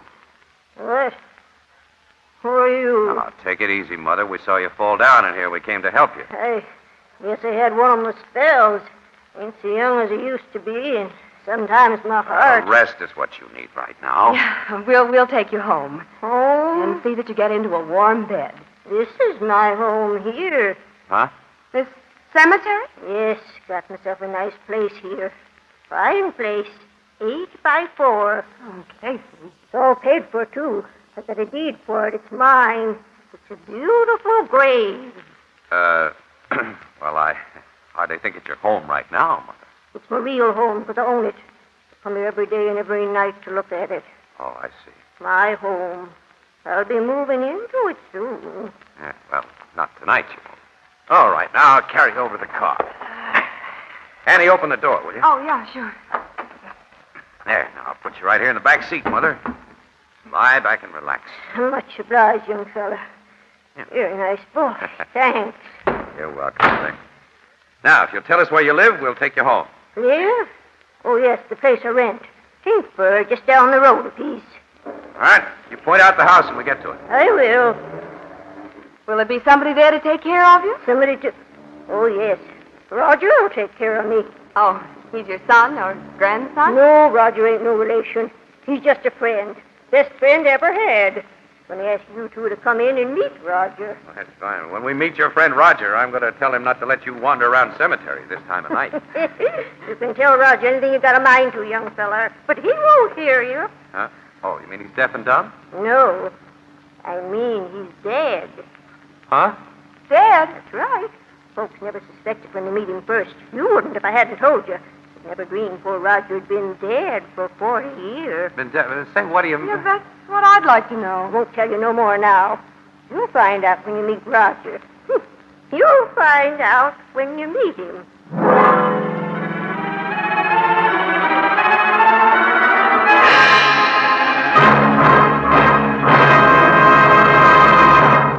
Our story will continue in just a moment. Is that good? Beer right from the bottle. Ah, yes, indeed, Alex. Beer right from the bottle. And that's the only way to serve beer. Beer in glass bottles. For glass and glass alone can bring you beer that's brewery bright. Beer as it's meant to taste. Well, what about this bottle, Tony? It's a new kind of bottle. The Anchor Glass one-way, no-deposit bottle. You mean I don't have to take it back to the store, eh? No, sir. I don't have to pay any deposit? Not a cent. The Anchor Glass one-way, no-deposit bottle is so light, so compact, so inexpensive to produce that you pay no deposit of any kind. Never bother about empties. When it is empty, dispose of it as you would any other food container. And let's not forget, Tony, that this no-deposit container is made of glass. And glass never affects the taste or flavor of beer or ale. No wonder the Anchor Glass one-way bottle is sweeping America. Yes, Alex, for perfect flavor, demand beer in glass bottles. For extra convenience, demand your favorite brand in the new Anchor Glass one-way, no-deposit bottle, a product of Anchor Hocking. The most famous name in glass.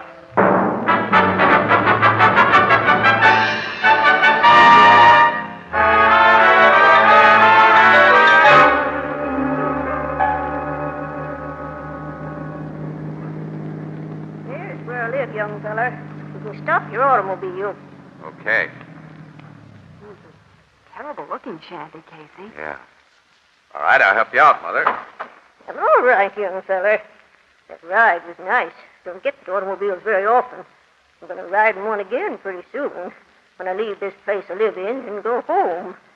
Fine, big, black automobile's going to take me, and I'll be wearing a swell black dress and be resting in a box all lined with satin. We'll take you to your door. Then you're coming in to meet Roger. Well, it's very late. I think we'd better be going. No. You've got to come in. I'll go ahead and unlock my door, light a lamp, and tell Roger we've got company. Casey, what are we getting into? That Roger. He's something the poor old woman imagines, Annie. Her mind doesn't run in very cheerful channels. To say the least. Casey, she's unlocked 3 different locks to open that door. Yeah, one of her eccentricities, I guess. You young folks, got the lamp lit. I told Roger. Come in now. Okay, Mother. Come on, kid. I don't like the looks of that tumble-down shack, Casey, but... okay. Step in. Step right in. Now I'll shut the door. Hey, your place is nice inside, Mother. I sweep and mop and dust every morning. Oh, you're a wonderful housekeeper. Also got a kitchen. Come and see. Oh, you step. The dish cupboards are clean, too. I'll unlock them and show you. You, keep your dishes locked up? I keep everything I can locked up. That's only to stop burglars who don't meet Roger first. Roger? And send them out of this house lickety-split. You were going to let us meet, Roger? Maybe I shouldn't have told you that Roger's here and that he's dead. But he's no fool. You two won't hurt me. Come back into my other room. Now, Roger's there. Where? In that big trunk. In that trunk? Casey, you'll be scared when you see him. I'm warning you. Folks was always scared of Roger. He ain't changed none since he's dead. Look here, Mother. Open that trunk and see for yourself. Just lift the lid. Trunk's the one thing in this house that's never locked. Lift the lid. Roger'll scare you, but he won't hurt you. Lift the lid. Casey, she's got a dead body in that trunk. That's right. I'll see. No, Casey, don't. The young woman don't trust me like I trust her. I'll lift the lid and show you what's inside. Here. Good Lord.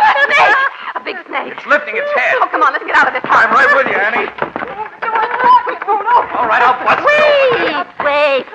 What? I warned you you'd be scared of Roger. I told you Roger's dead. This big snake is Roger. Look at him again. Annie, the thing is just a... Oh, it's just a stuffed snake. That's right, young feller. Oh, we saw it move. Its head rose out of that trunk. Its head's on a steel spring, young woman. I had the taxidermist fella fix it that way. You see, when Roger was alive, he traveled in this trunk. When I opened the lid at the end of a trip, he always dipped his head like that and rub his throat against my arm. Roger'd been my friend and partner 20 years. When he died, I missed him so. I had him stuffed real lifelike. Roger was your partner? I used to be a snake charmer, young man. Snake charmer? Oh, I That's see. in the business. I did all the good big tops. But when poor Roger passed away, I lost interest in the profession and dropped out. There never was another python like him. He was a python, huh? 15-footer, every inch of him high and lovable. You look a little pale, young lady. I'm going to fix you a spot of tea. No, thanks. We must be going now. Oh, you can't do that. Please stay. Roger and me ain't had visitors for an awful long time. Sure, sit down, Annie. We're in no hurry. Now. All right. Oh, all right. Now, some snakes ain't sweet. Take cobras, for instance, or copperheads or rattlers. I could handle them, still can, but I never got to really like them. Mother, you and I are liking that. Oh, me too. Say, I knew we was going to find a lot of things in common. I'll put the tea kettle on, and then we'll have a nice long talk. Young folks in old Bertie's house again. It almost makes me feel as though the place I live in is my home.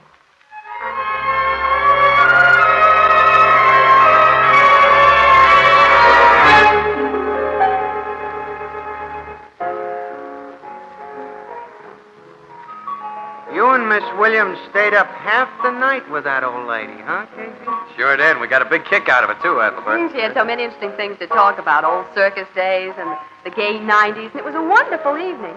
Outside of Roger. Oh, now, don't mention him. I'll never get over that shock. That snake. Poor old woman living alone with a stuffed snake. Yeah, and wandering around that cemetery. You know, I found out that people in the neighborhood call her Graveyard Gertie. She's had nothing to live for except the prospect of a decent funeral. You say she's managed to put enough dough away for that? Yeah, skimped and saved a few dollars here and there. Casey sold Burke, our city editor, on the idea of playing old Gertie up in a Sunday feature for which she'll be paid. Paid? Sure, for letting me take pictures and for giving Miss Williams an exclusive interview. How much will your city editor pay her? Well, the tightwad said $100 was his limit. But Casey got him up to $300. Hey, that'll look like $1 million to the old gal. Mm-hmm. And we're going to call on her with the check tomorrow morning.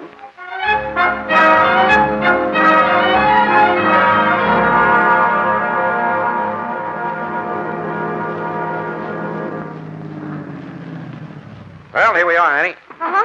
Well, I'll go ahead and knock at the door while you get your camera and supply case. Okay, Annie. My stuff's all here in the back seat. I'll be with you in a second. Gertie? Gertie, it's Ann Williams. She doesn't answer, Casey. She must be out. Oh, well, I'll try the door. It's not locked.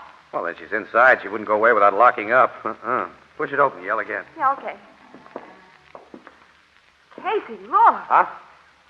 Hey, somebody's been tearing this place apart. Oh, the bureau drawers are all pulled out and those cabinets are open. Stuff strewn all over the floor. And Roger's trunk is open. Ooh, that awful head sticking Well, out. never mind the stuffed snake. Where's the old lady? Oh, she's not in this room. Wait, I'll look in the kitchen. Yeah, okay. Oh, she's not in here. Annie, these kitchen cupboards have been opened, too. Yeah. Look, everything she kept locked has been unlocked, Annie. Nothing broken open. Oh, she wouldn't give up her keys unless... Yeah. That's what I'm afraid of.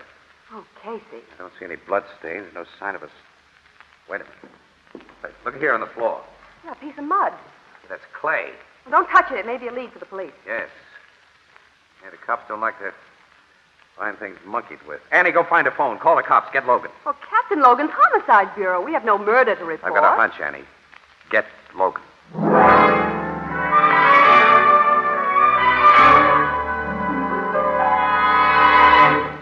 Casey, your hunch has wasted a lot of valuable time for me.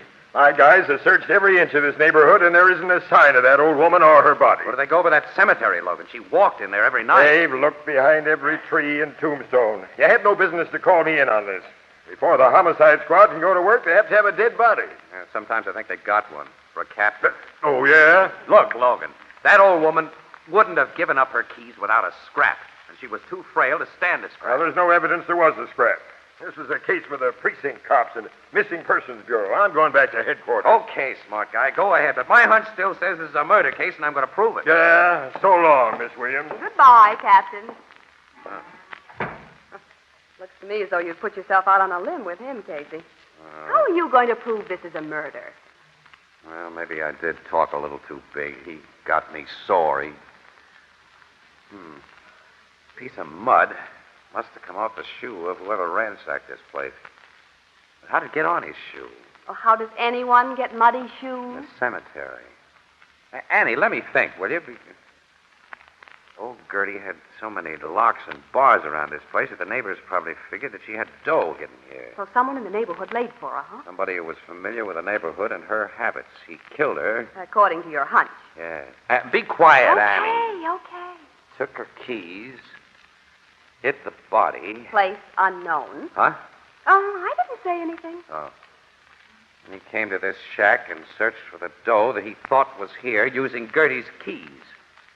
And he didn't find what he was looking for in a locked place, so he lifted the lid of that trunk that wasn't locked. And the head of that stuffed snake popped out. Yeah, the burglar reacted, Annie, just like we did when we first saw Roger. Only he got out the door, slammed it behind him, and kept going. Wait a minute. There's one place it's a cinch that burglar didn't look. And that's inside of Roger's trunk. The burglar thought the snake was the real McCoy and ran out. Annie, let's see. I'm right. Look. Hey, there's a metal box in the bottom of the trunk. Roger's coiled around it. A big cash box with a locked lid. Old Gertie did have money hidden here. She did. It's in this box. Annie. Yeah? I think I see a way to prove that Gertie was murdered and to get whoever did it. How? Whoever used that old woman's keys still has them. And still wants the dough that he didn't find. Well, I don't see how Annie, go back to the office and tell him I won't be in for quite a while. Well, what are you going to do? First, I'm going to pay a visit to the sexton of that cemetery down the road.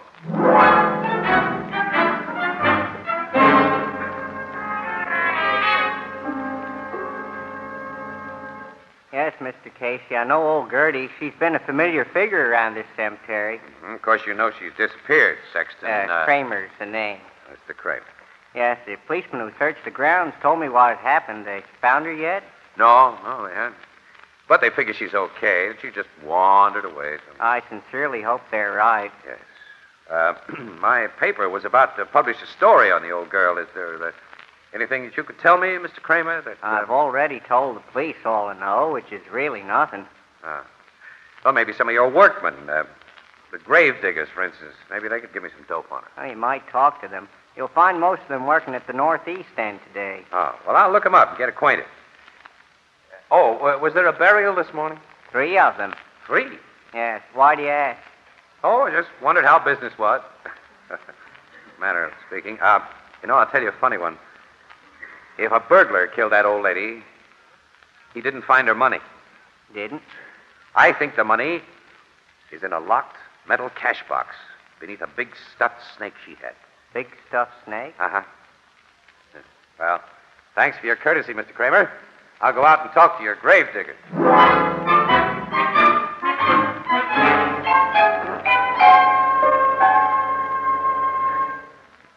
Well, you fellas have really been swell, letting me interrupt your work and telling all you know about old Gertie. Thanks a million. Grave diggers are not such bad fellows when you get to know us, eh, Mr. Casey? That's right, Tony. Sorry I couldn't give you no hint about where to look for the old girl, Mr. Casey. I sure hope she turns up in good health. Yes, so do I, Pat. Yeah, so do I. I didn't know the old dame, but I'd like her to be okay. Me too, Joe. Me too. Yeah, well, thanks again. I'll be running along, I guess. Oh, since you knew old Gertie, that is all except Joe here, I'll tell you a funny one. If a burglar did kill Gertie, which the cops don't believe, he missed the place where I think she kept her dough. He did? Yeah. In a locked metal box beneath a big stuffed snake she had. Stuffed snake? Stuffed snake, you say? Stuffed snake? Yeah. Stuffed, Joe.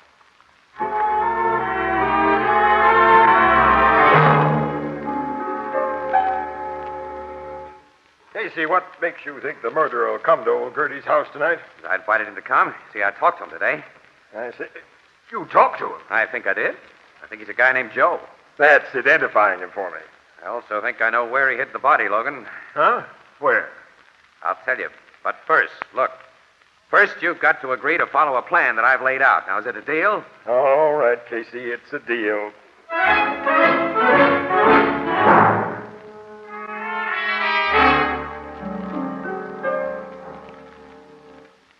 Your big scheme has worked out swell so far, Casey. We've now been enjoying the discomforts of old Gertie's 2-by-4 kitchen just 4 hours. And in the dark. I don't think he'll show up at all. All right. We'll lay for him again tomorrow night. Oh, that's a pleasant prospect. Yeah. Standing in the dark. Yeah. Doing nothing. Yeah. Yeah. We can listen to Logan's sparkling conversation. Yeah. Nuts. Casey, what do you suppose is in that box of Gertie's? We'll find out, Annie, when it's opened. Well, I'm surprised you didn't have a locksmith open it, Captain Logan. Why should I? Hey, shh, quiet, listen.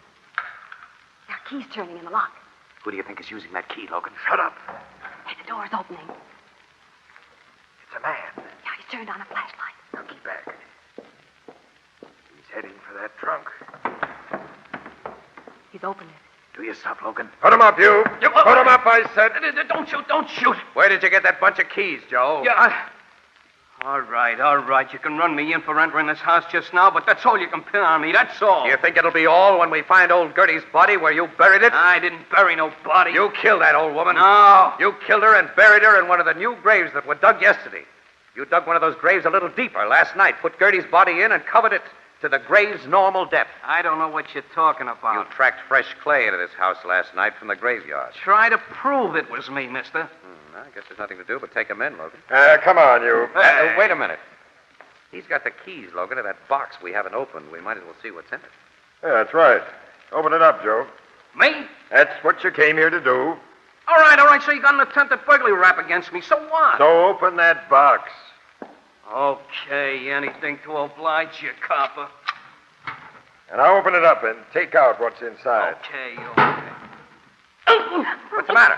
A snake's in a box, a live snake. Snake? Yeah, look at my hand, the marks of its fangs. So, Gertie kept a live snake in there, too. Logan, that snake's a copperhead. Copperhead? Oh, they're deadly. Yeah, I know that. Get me to a doctor, will you? Get me to a doctor, quick. We knew the old girl liked snakes, Casey.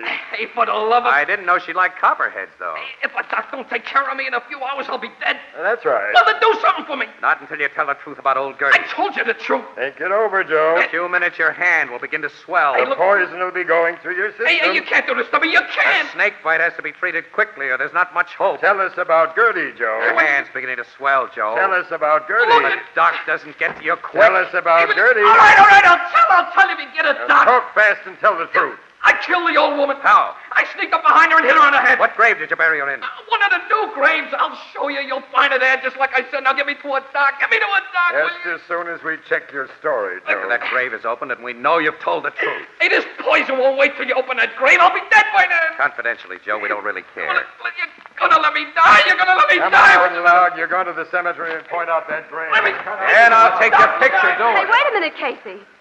What? Sure, Annie. What is it? Did you and Logan know there was a snake in that box? Confidentially, Annie, we put it there. A copperhead? No, just a harmless hog-nosed snake that we bought from the zoo. Doesn't even bite. Well, he had bit that man's hand. I saw the marks. We had the box rigged so that anybody sticking his hand in it would strike a pair of sharp-pointed nails and scratch himself. Oh, no, Joe won't die of snake bite. He's going to die in a chair.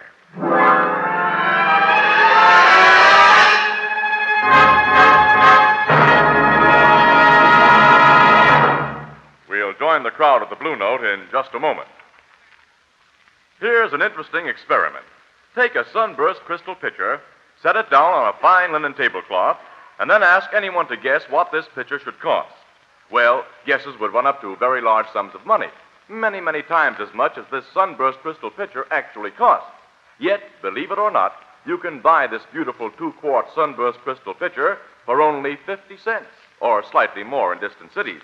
It has the same diamond-like sparkle you see in the most costly hand-cut crystal, the kind of crystal that's handed down for generations as a family heirloom.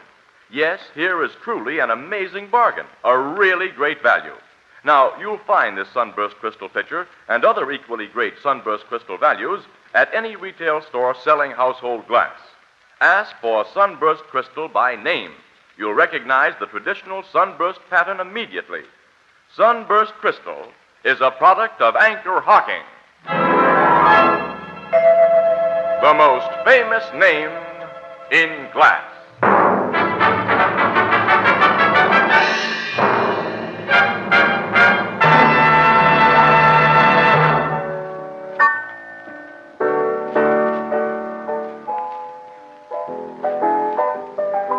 The cops found that poor old woman's body just as that guy Joe said, huh? That's right, Ethelbert. Which means that Joe's all washed up. What was in that box before you put the harmless snake in it, Casey? All of old Gertie's wealth. Huh? Yep. An old photograph of Roger when he was alive, the deed to Gertie's burial plot, and an undertaker's receipt for the funeral that she'd paid for in advance, and a $10 bill. Gee. And she's getting that proper funeral with trimmings. The $300 check that we weren't able to give her is buying her a nice monument. Well, she'd like that. Yes, she would. Say, Casey, what's going to be done with Roger, that 15-foot python in the trunk? Oh, say, I'm glad you mentioned that, Ethelbert. Oh, we almost forgot. Gertie made a will the day after we met her, which leaves Roger, trunk and all, to Annie and me. What are you going to do with him? Say, bartender, is there a guy around here by the name of Ethelbert Gibson? Oh, yeah, that's me. What's on your mind? I'm from the Express Company. I got a big trunk outside for you. Where do you want me to put it? Come on, Casey. I think we'd better go. Yeah, so long, pal. So long. Wait, you mean a trunk? Well, what am I going to do with... Hey, you can't do this to me!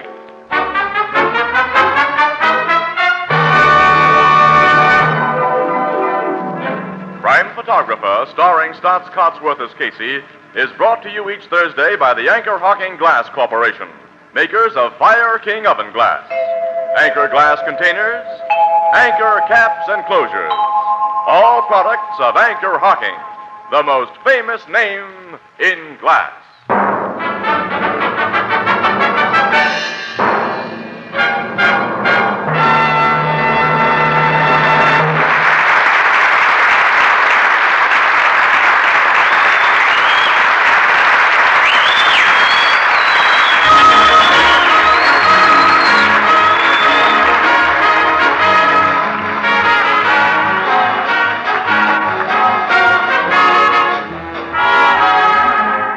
Photographer is directed by John Dietz. The original music is by Archie Blyer, and the program features Miss Jan Miner as Anne and John Gibson as Ethelbert. Herman Chittison is the Blue Note pianist, and Gertie was played by Abby Lewis. This is Tony Marvin saying goodnight for the Anchor Hocking Glass Corporation of Lancaster, Ohio, with offices in all principal cities of the United States and Canada. Thursday night on CBS is the biggest show in town. So stay tuned for exciting dramatizations on Reader's Digest Radio Edition, which follows immediately over most of these stations. This is CBS, the Columbia Broadcasting System.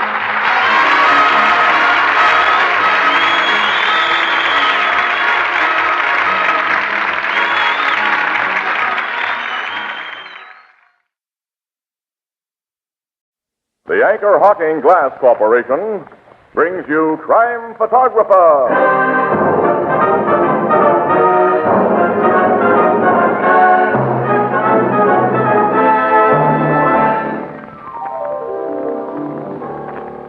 Where are you going over Labor Day weekend, Tony? Well, Casey, I haven't any plans particularly. But everyone goes to see somebody over a Labor Day weekend. Everybody. Oh, I know, Ethelbert. I'm waiting for them. You mean everybody will come to see you? Excellent deduction, Casey. Yeah, but why should the whole world beat a path to your door? Why? I work for Anchor Hocking, the most famous name in glass.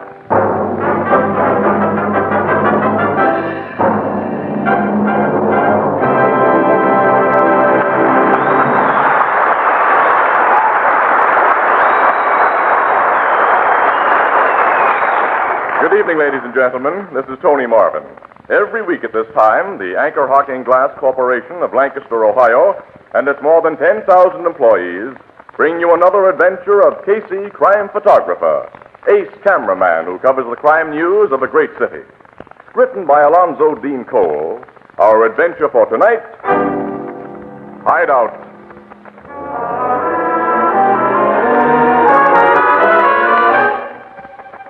Night. A street of old houses.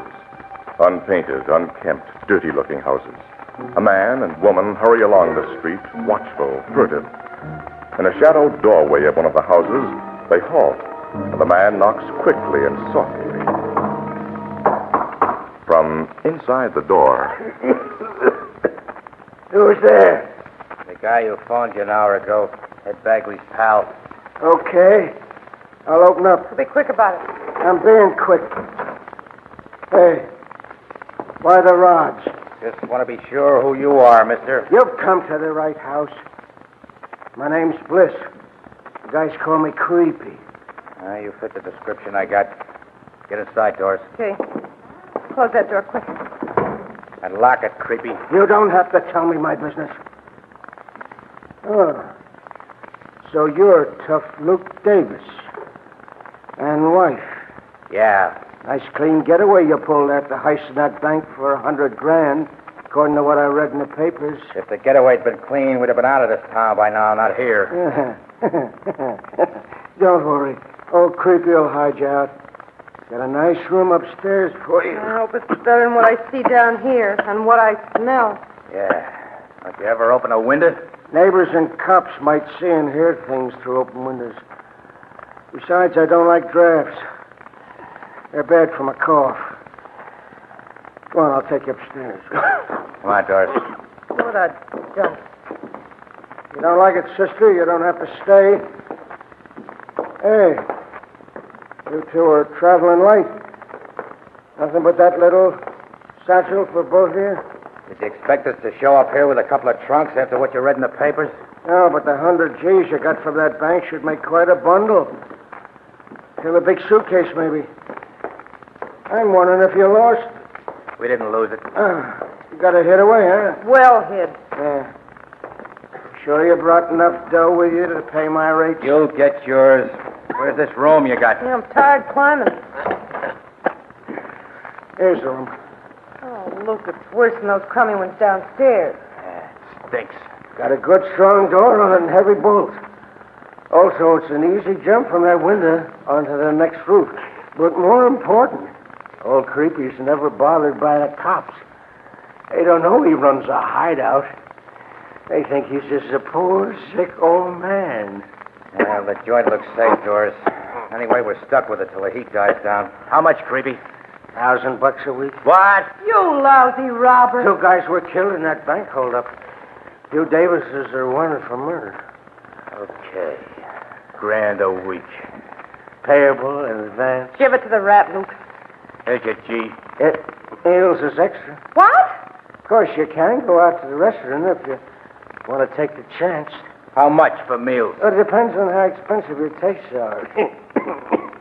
Folks with 100 G's stashed away will naturally want the best. Yeah, we get it. But be careful, Creepy. I'm a guy who explodes under pressure. Don't put it on too hard.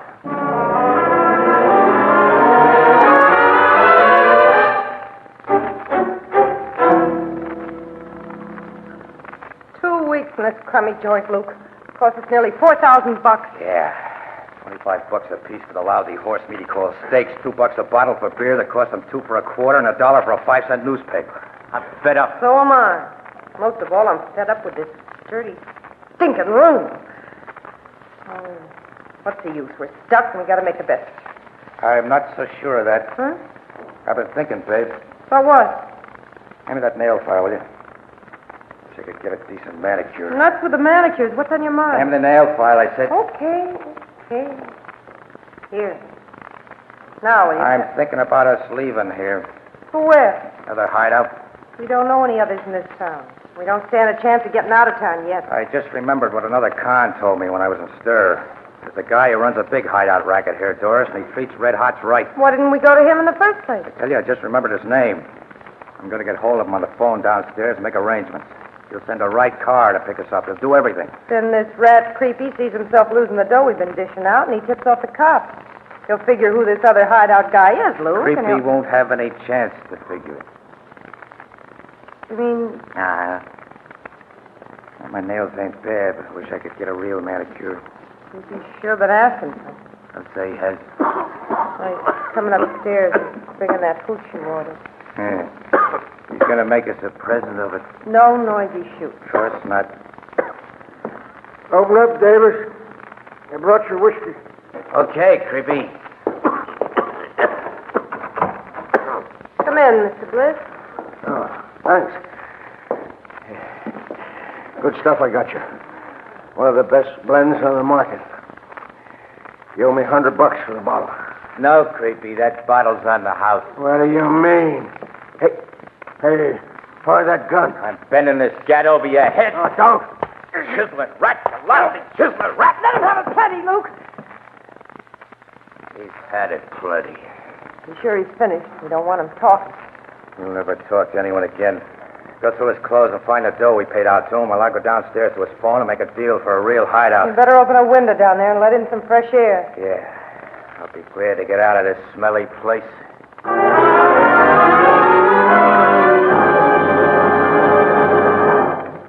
Our story will continue in just a moment. The time has come, the sponsor says, to talk of beer and ale. For brewery taste and purity, for goodness without fail. Use glass to keep the flavor right, for glass will never fail. That's it. Glass and glass alone brings you beer and ale as it ought to taste. Right.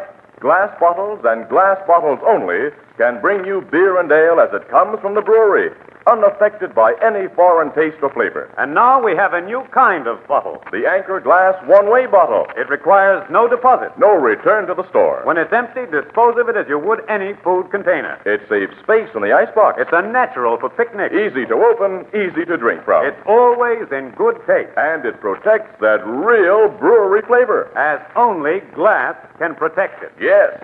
The revolutionary new Anchor Glass one-way no-deposit bottle is sweeping America. For perfect flavor, demand beer in glass bottles. For extra convenience, demand your favorite brand in the new Anchor Glass one-way no-deposit bottle, a product of Anchor Hocking. The most famous name in glass.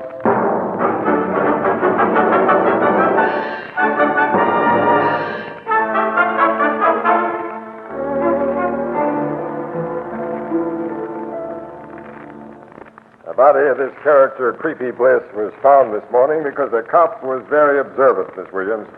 I'd like you to mention that in your paper. Well, don't I always put in a good word for you cops, Captain Logan? When I have the opportunity. Yeah, the trouble is, Logan, you guys give us so few opportunities. That comedy, Casey, is strictly Joe Miller. Okay, pal. But what did your observant cop observe? And a downstairs window is open. Bliss never opened one, summer or winter. Oh, that's why this joint smells like a glue factory. Yeah. Well, the cop was familiar with Bliss's habits. He investigated the open window and found Bliss with his head bashed in. Otherwise, the murder might have gone undiscovered for weeks. When was his head bashed in? About 10 o'clock last night. Any idea who did the bashing? We're sure Luke Davis did it. Davis? You mean the bandit who held up the bank 2 weeks ago? He and his Mal Doris had obviously been hiding out here. They found their fingerprints all over the room where Bliss was beaten to death. Well, then Bliss ran a hideout, huh? That's the picture, Casey. And he ran it pretty smart. We cops never had him under suspicion. He ran it so smart that apparently the gang in control of the hideout racket here wasn't wise to him. He wasn't a member of the gang. I don't think so. I've heard just one guy bosses the hideouts in this town. That's my dope in the situation. Well, you've never been able to learn much about the hideout boss, have you, Logan? No, he's the toughest of all racketeers to find out about, Miss Williams, because he's the one crook other crooks don't squeal on. Yeah, for the very good reason, Annie, that every crook figures that he himself will need a hideout eventually. And he wants to be on good terms with the guys who can provide it. Yeah. Now, Luke Davis and his girlfriend probably made a connection with the big hideout operator before they left here last night. Luke left some fingerprints on the telephone. Well, there's no way of tracing the call he made. Miss Williams, only amateur detectives in crime fiction can trace local calls when a phone isn't tapped. The phone companies can't do it, and neither can we poor professional cops. So Luke Davis and his wife have made another getaway. Yeah. And we probably won't catch up with them until they figure it's safe to come out of hiding and try to blow town. Well, if they could be found right away, it'd be front page stuff. And big. I'm so sorry I can't oblige you two with something immediate. You've found nothing that might be a possible lead to where the Davises went from here? Not a thing. Oh, you know you can tell us about holdouts, Captain. We keep them strictly off the record. I'm not holding out anything on you, Miss Williams. You've heard all I've learned about this thing. Of course, you've been in touch with Barney Rubin, huh? Oh, sure. I got nothing from him. Well, now, who's Barney Rubin? Well, Annie, altogether off the record. He runs a joint on the west side called Barney's Bar. It's a crook hangout, and when Barney hears interesting things, he passes them along to Logan and a few other guys that he trusts. Ah, a stool pigeon. Well, more a undercover guy, I'd say.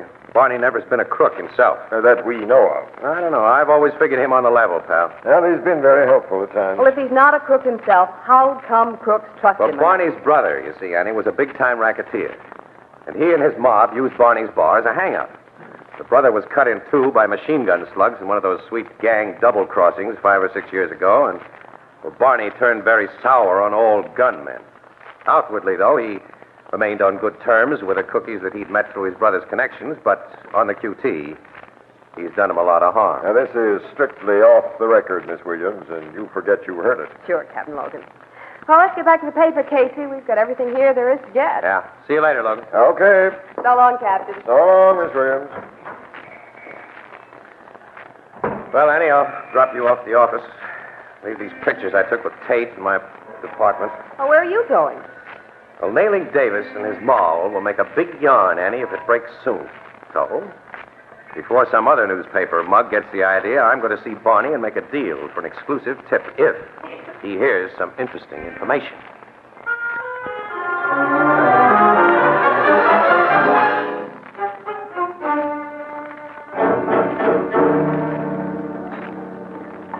Casey, I ain't heard a word about Luke Davis and his moll, and I don't expect to hear any. Them red hots is from out of town, you know, when the mobs around here ain't acquainted with them. Yeah, well, what I'm asking you, Barney, is this, see? If you hear anything, let me have it first, see? At the same time that you pass it to the cops, I mean. Before other newspapers can get it.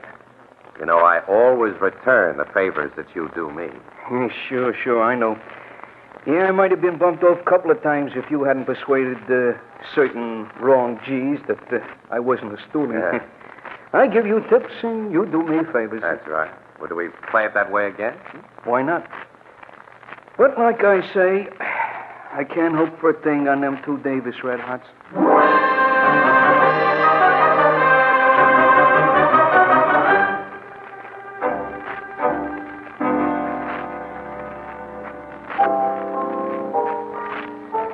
Well, your interview with Barney doesn't sound too promising, Casey. Oh, he'll tip me if he hears anything, Annie. Guy in his spot needs guys like me to front for him sometimes again. Well, I'd hate to be in his spot. Running with crooks and hunting with cops is playing the hard way. Yeah, I'll say. Annie, here comes Ethelbert. We can't talk about Barney, even to him. Hello, Casey. Hello, Miss Williams. Hi, pal. Evening, Ethelbert. Excuse me, I was busy up at the other end of the bar. Well, what's new, Casey? Casey and I have been working on that hideout murder. I've been reading about it. The cops are sure Luke Davis and his wife did the job. Yeah, it's open and shut. Why do you suppose they killed the guy who'd been hiding them out? Well, those hideout rats are always greedy, Ethelbert. My hunch is that Creepy Bliss piled up the charges until Davis got sore and worked him over. From what I hear about Davis, he always got sore when he was overcharged. A waiter I know who comes from the same town as Davis was in a while ago, and he was telling me about it. Huh? A few people in this town know Davis. What did he tell you? Only what I've said, that the guy added up his tab very careful and made a big squawk if the charge was a dime or so too much. This guy knew Davis well. I'd kind of like to talk to him. Yeah, he might give us some angle, Casey. Well, he didn't know Davis well, just waited on him occasionally. Anyway, I don't know where you could find this waiter. He's only an acquaintance. I don't even know his last name. Oh, you don't? Well, it's a thought. Say, slip us a pack of cigarettes, will you, Ethelbert? Okay. This waiter said Davis had a very annoying habit, aside from adding up a check too careful. He ruined menus, too. Ruined menus? Yeah. Seems he's a bug on keeping his nails manicured, and they was always razor sharp. He'd run one of them nails over the menu to mark each item he wanted, and He'd cut the paper almost clear through so the menu couldn't be used again for other customers. Oh, interesting, but unhelpful. Yeah. How about those cigarettes, huh? Oh, gee, I almost forgot. Here, Casey. Thanks, pal. Thanks. This waiter said Davis ruined phone books the same way. What, phone books? Yeah, underlining numbers he was going to call. As Annie. Casey. His nails was also hard on Hey, wait a tablecloths minute. and Annie, come on. napkins. Hey, where you going? Back to Creepy Bliss's joint. You've given us a tip, pal. And thanks a million. Oh, that's all right. What'd I do?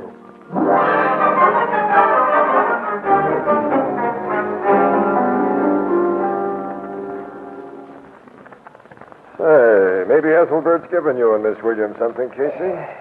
There's a notation on Davis's police record about his sharply manicured nails. And you're sure he made a call from here last night to arrange for a new hideout, huh? Yeah, we found fresh prints of his on the phone. Where's the phone book, Captain Logan? On the table beside the phone. His prints are on the book, Well, let's too. go through that book. All right, now. Ethelbert's waiter friend said that Davis's nails cut almost through the paper where he underlined things, Captain.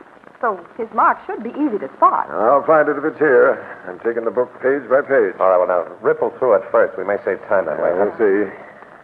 Allen, Amherst, Austin. All right, the A's. Now the B's. Abbott, Aiken, Baker, Vanderger. Logan, wait a minute. There it is, Logan. Ah, a deep nail mark under a name and number. Look at that name and number, Casey. Holy. Wait, it's Barney's bar. Barney. But both of you told me that this Barney was in with the cops. Looks like we were wrong, Miss Williams. Yeah, plenty. Sergeant, take this book and go over it page by page. If you find any other marks like this, let me know. Yes, sir. I don't think you'll find any more, Logan. Neither do I. Playing ball with you cops, as it seemed, gave Barney a nice cover-up, didn't it? And we fell for it because now and then he did give us the real lowdown on wanted crooks. Logan, thinking back, those crooks never had any dough when Barney turned them in. Well, he took all they had for hiding them, and then put them on the spot, Annie. Sometimes collecting a cash reward for doing it in addition to the goodwill of saps like Logan and yours truly. Yeah. We went out of our way to protect the rat, to keep better rats from getting wise to him. How are you going to handle him, pal? I know how I'd like to handle him. Well, I'd love to see you do it just that way, but... Yeah, sure. Nail mark's no evidence, and if I bring Barney in for questioning, I tip my hand. squirm out from under. And not only that, the Davises might be warned and get away. Say, Logan, Barney might be persuaded to lead us to the Davises, and at the same time cook himself. Oh, Barney's smart and careful. He lets little guys do his contact work. Yeah, maybe not with red hots who've gotten away with $100 grand. I think Barney takes a deep personal interest in that kind of moolah. You figure the Davises are carrying that dough with them? No, I doubt it. Experienced crooks like the Davises don't trust other crooks. They know they're at the mercy of a hideout proprietor. I think they managed to bury the dough somewhere. That may turn the trick. I don't get you. No, neither do I. Hideout landlords are greedy guys, Annie. $100 grand is a lot of dough, and there's no honor among thieves. Talk straight. All right, how's this? I'm going to call on Barney. I've done him favors in exchange for tips he's given me. All right, tonight I'll hand him a tip and hope he does me the favor of falling for it. Is that straight enough? Casey. Got the double talk. So long, pals.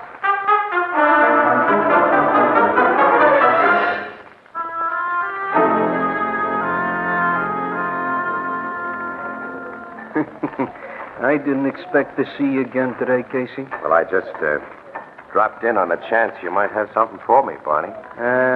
Not a thing, fella. I told you there wasn't much hope I'd get the lowdown on them Davises. Yeah. Well, I thought maybe, you know. I got a little new dope on him after I left you this afternoon. Yeah? Yeah, this is strictly confidential, Barney. I could only spill it to a guy who's aces with the cops, you know. Well, you know how I stand with them. Yeah, sure. What's your dope? Not that it'll mean anything to me. Well, Captain Logan tipped me that he has definite proof that the Davises are hiding out with all of that $100 grand on them. On them? Yeah. Didn't have time to stash it away before they went to Creepy Bliss's joint. $100 grand is a lot of dough. Must fill a big suitcase, huh? Yeah, it might. But a lot of folding money can be carried in a guy's clothes, Barney, and a lot more Under a woman's dress. That's so. Look, keep this way under the hat, Barney. If the cookie they're hiding out with knew that dough was right under his nose, well, you can figure it easy. Yeah. Them Davises would be in a real bad spot if the hideout operator knew. That's right. Fortunately, of course, nobody knows except you and me and a few cops. Yep, that's the way it is. Well, I'll be running along, Barney. Maybe you'll have something for me tomorrow. I'll drop in. Yeah, you might be lucky, Casey. I might have something about them Davises. Yeah. Well, good night, fella. Good night.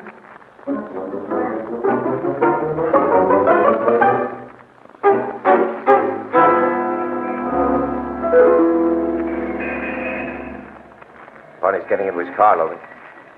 He's never been known to leave that joint of his until 4 a.m. closing time before. Well, it isn't midnight yet. Looks like Casey's scheme is working. Well, he sure had me over a barrel. He said that dough should fill a suitcase. We don't even know whether Davises have any baggage with him at all. His car's starting. Follow him, Sergeant, and don't lose him. Okay, Captain. Now, Casey, we'll find out if your tip to Barney pulls a payoff.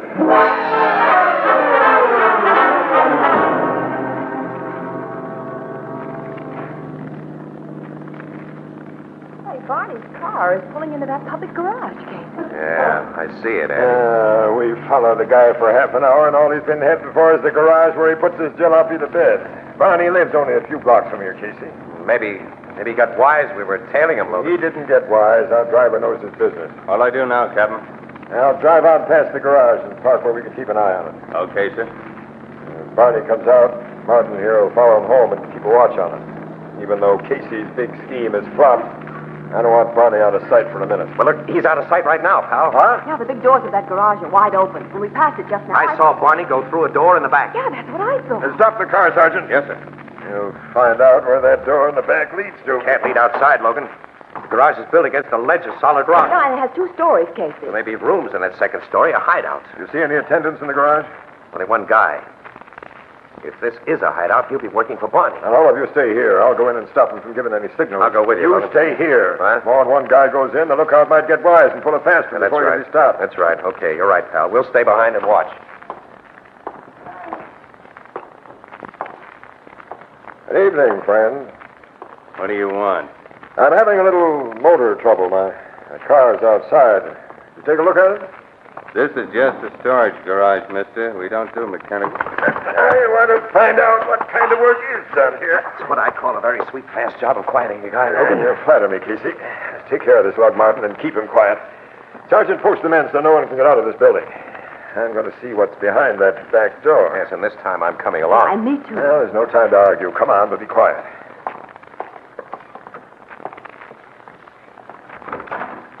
Oh, the door's not locked. Barney was depending on that lookout. The stairs going up. With a door at the top. Now, let's go. What do you mean? What do you want? That's the only reason I came up here. That's what I'm trying to tell you, but you don't pay no attention. Hey, that's Barney's I voice. didn't want to take any chances, so I dropped in to see if you and your missus was comfortable, Davis. Davis? Comfortable? I've been in cells that were bigger than this lousy room. Coffins is much smaller than this room. Nobody's going to put Luke and me in coffins, Barney, not for a long while. And it'd be too bad if somebody did, Mrs. Davis.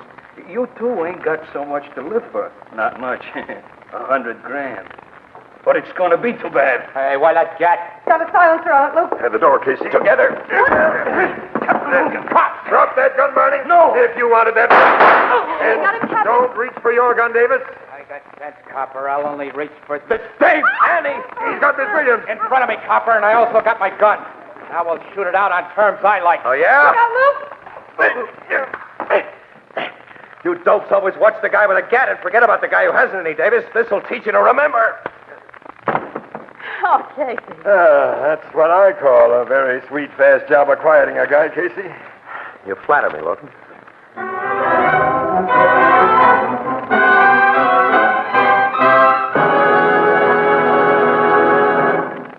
We'll join the crowd at the Blue Note in just a moment. On these hot afternoons and evenings, one of the most agreeable sounds is the tinkling of ice cubes in a big frosty pitcher and the promise of refreshing ice-cold lemonade, iced tea, or delicious fruit juices. How good it tastes and how wonderful it looks when poured from the new Sunburst Crystal Pitcher. Now, the Sunburst Crystal Pitcher is a radiantly beautiful 2-quart pitcher in the magnificent new kind of crystal the whole country is talking about and admiring. Why, it picks up light like a diamond and scatters it in 1,000 flashing rays. And here's the surprise. You can own one of these magnificent, sparkling Sunburst Crystal Pitchers for only 50 cents. Yes, only 50 cents, or slightly more in distant cities. So look for it tomorrow in the windows and on the counters of the retail stores of America. Sunburst Crystal is a product of Anchor Hocking, the most famous name in glass.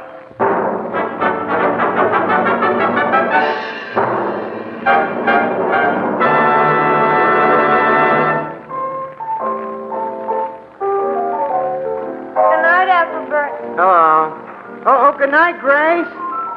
Oh, say, you forgot your umbrella. Oh, well. Hello, Ethelbert. Oh, hello, Casey, Miss Williams. Nice day, ain't it? Nice. What do you mean, nice? It's pouring. Oh, Ethelbert, does Grace always affect you that way? Who? Oh. Not to change the subject, your paper said that hideout case is all cleared up. Oh, if you read it in the Morning Express, it's true. Yeah, the cops even found the $100,000 bankload. On the Davises, where Casey told Barney it was. Yeah, that was when I thought I was pulling a fast one. Oh, Ethelbert, look who came in the door. Oh, Grace. Walter, bring the mop.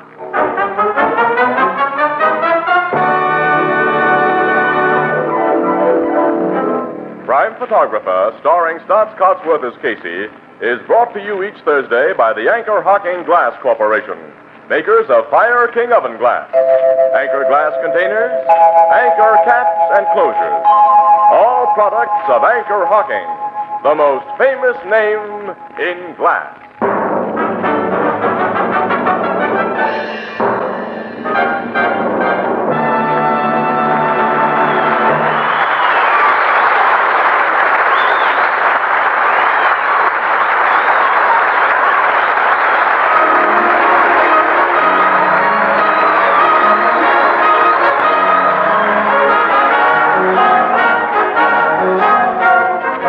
Photographer is directed by John Dietz. The original music is by Archie Blyer, and the program features Miss Jan Miner as Anne and John Gibson as Ethelbert. Herman Chittison is the Blue Note pianist. This is Tony Marvin saying goodnight for the Anchor Hocking Glass Corporation of Lancaster, Ohio, with offices in all principal cities of the United States and Canada. Thursday night on CBS is the biggest show in town. So stay tuned for exciting dramatizations on Reader's Digest Radio Edition, which follows immediately over most of these stations.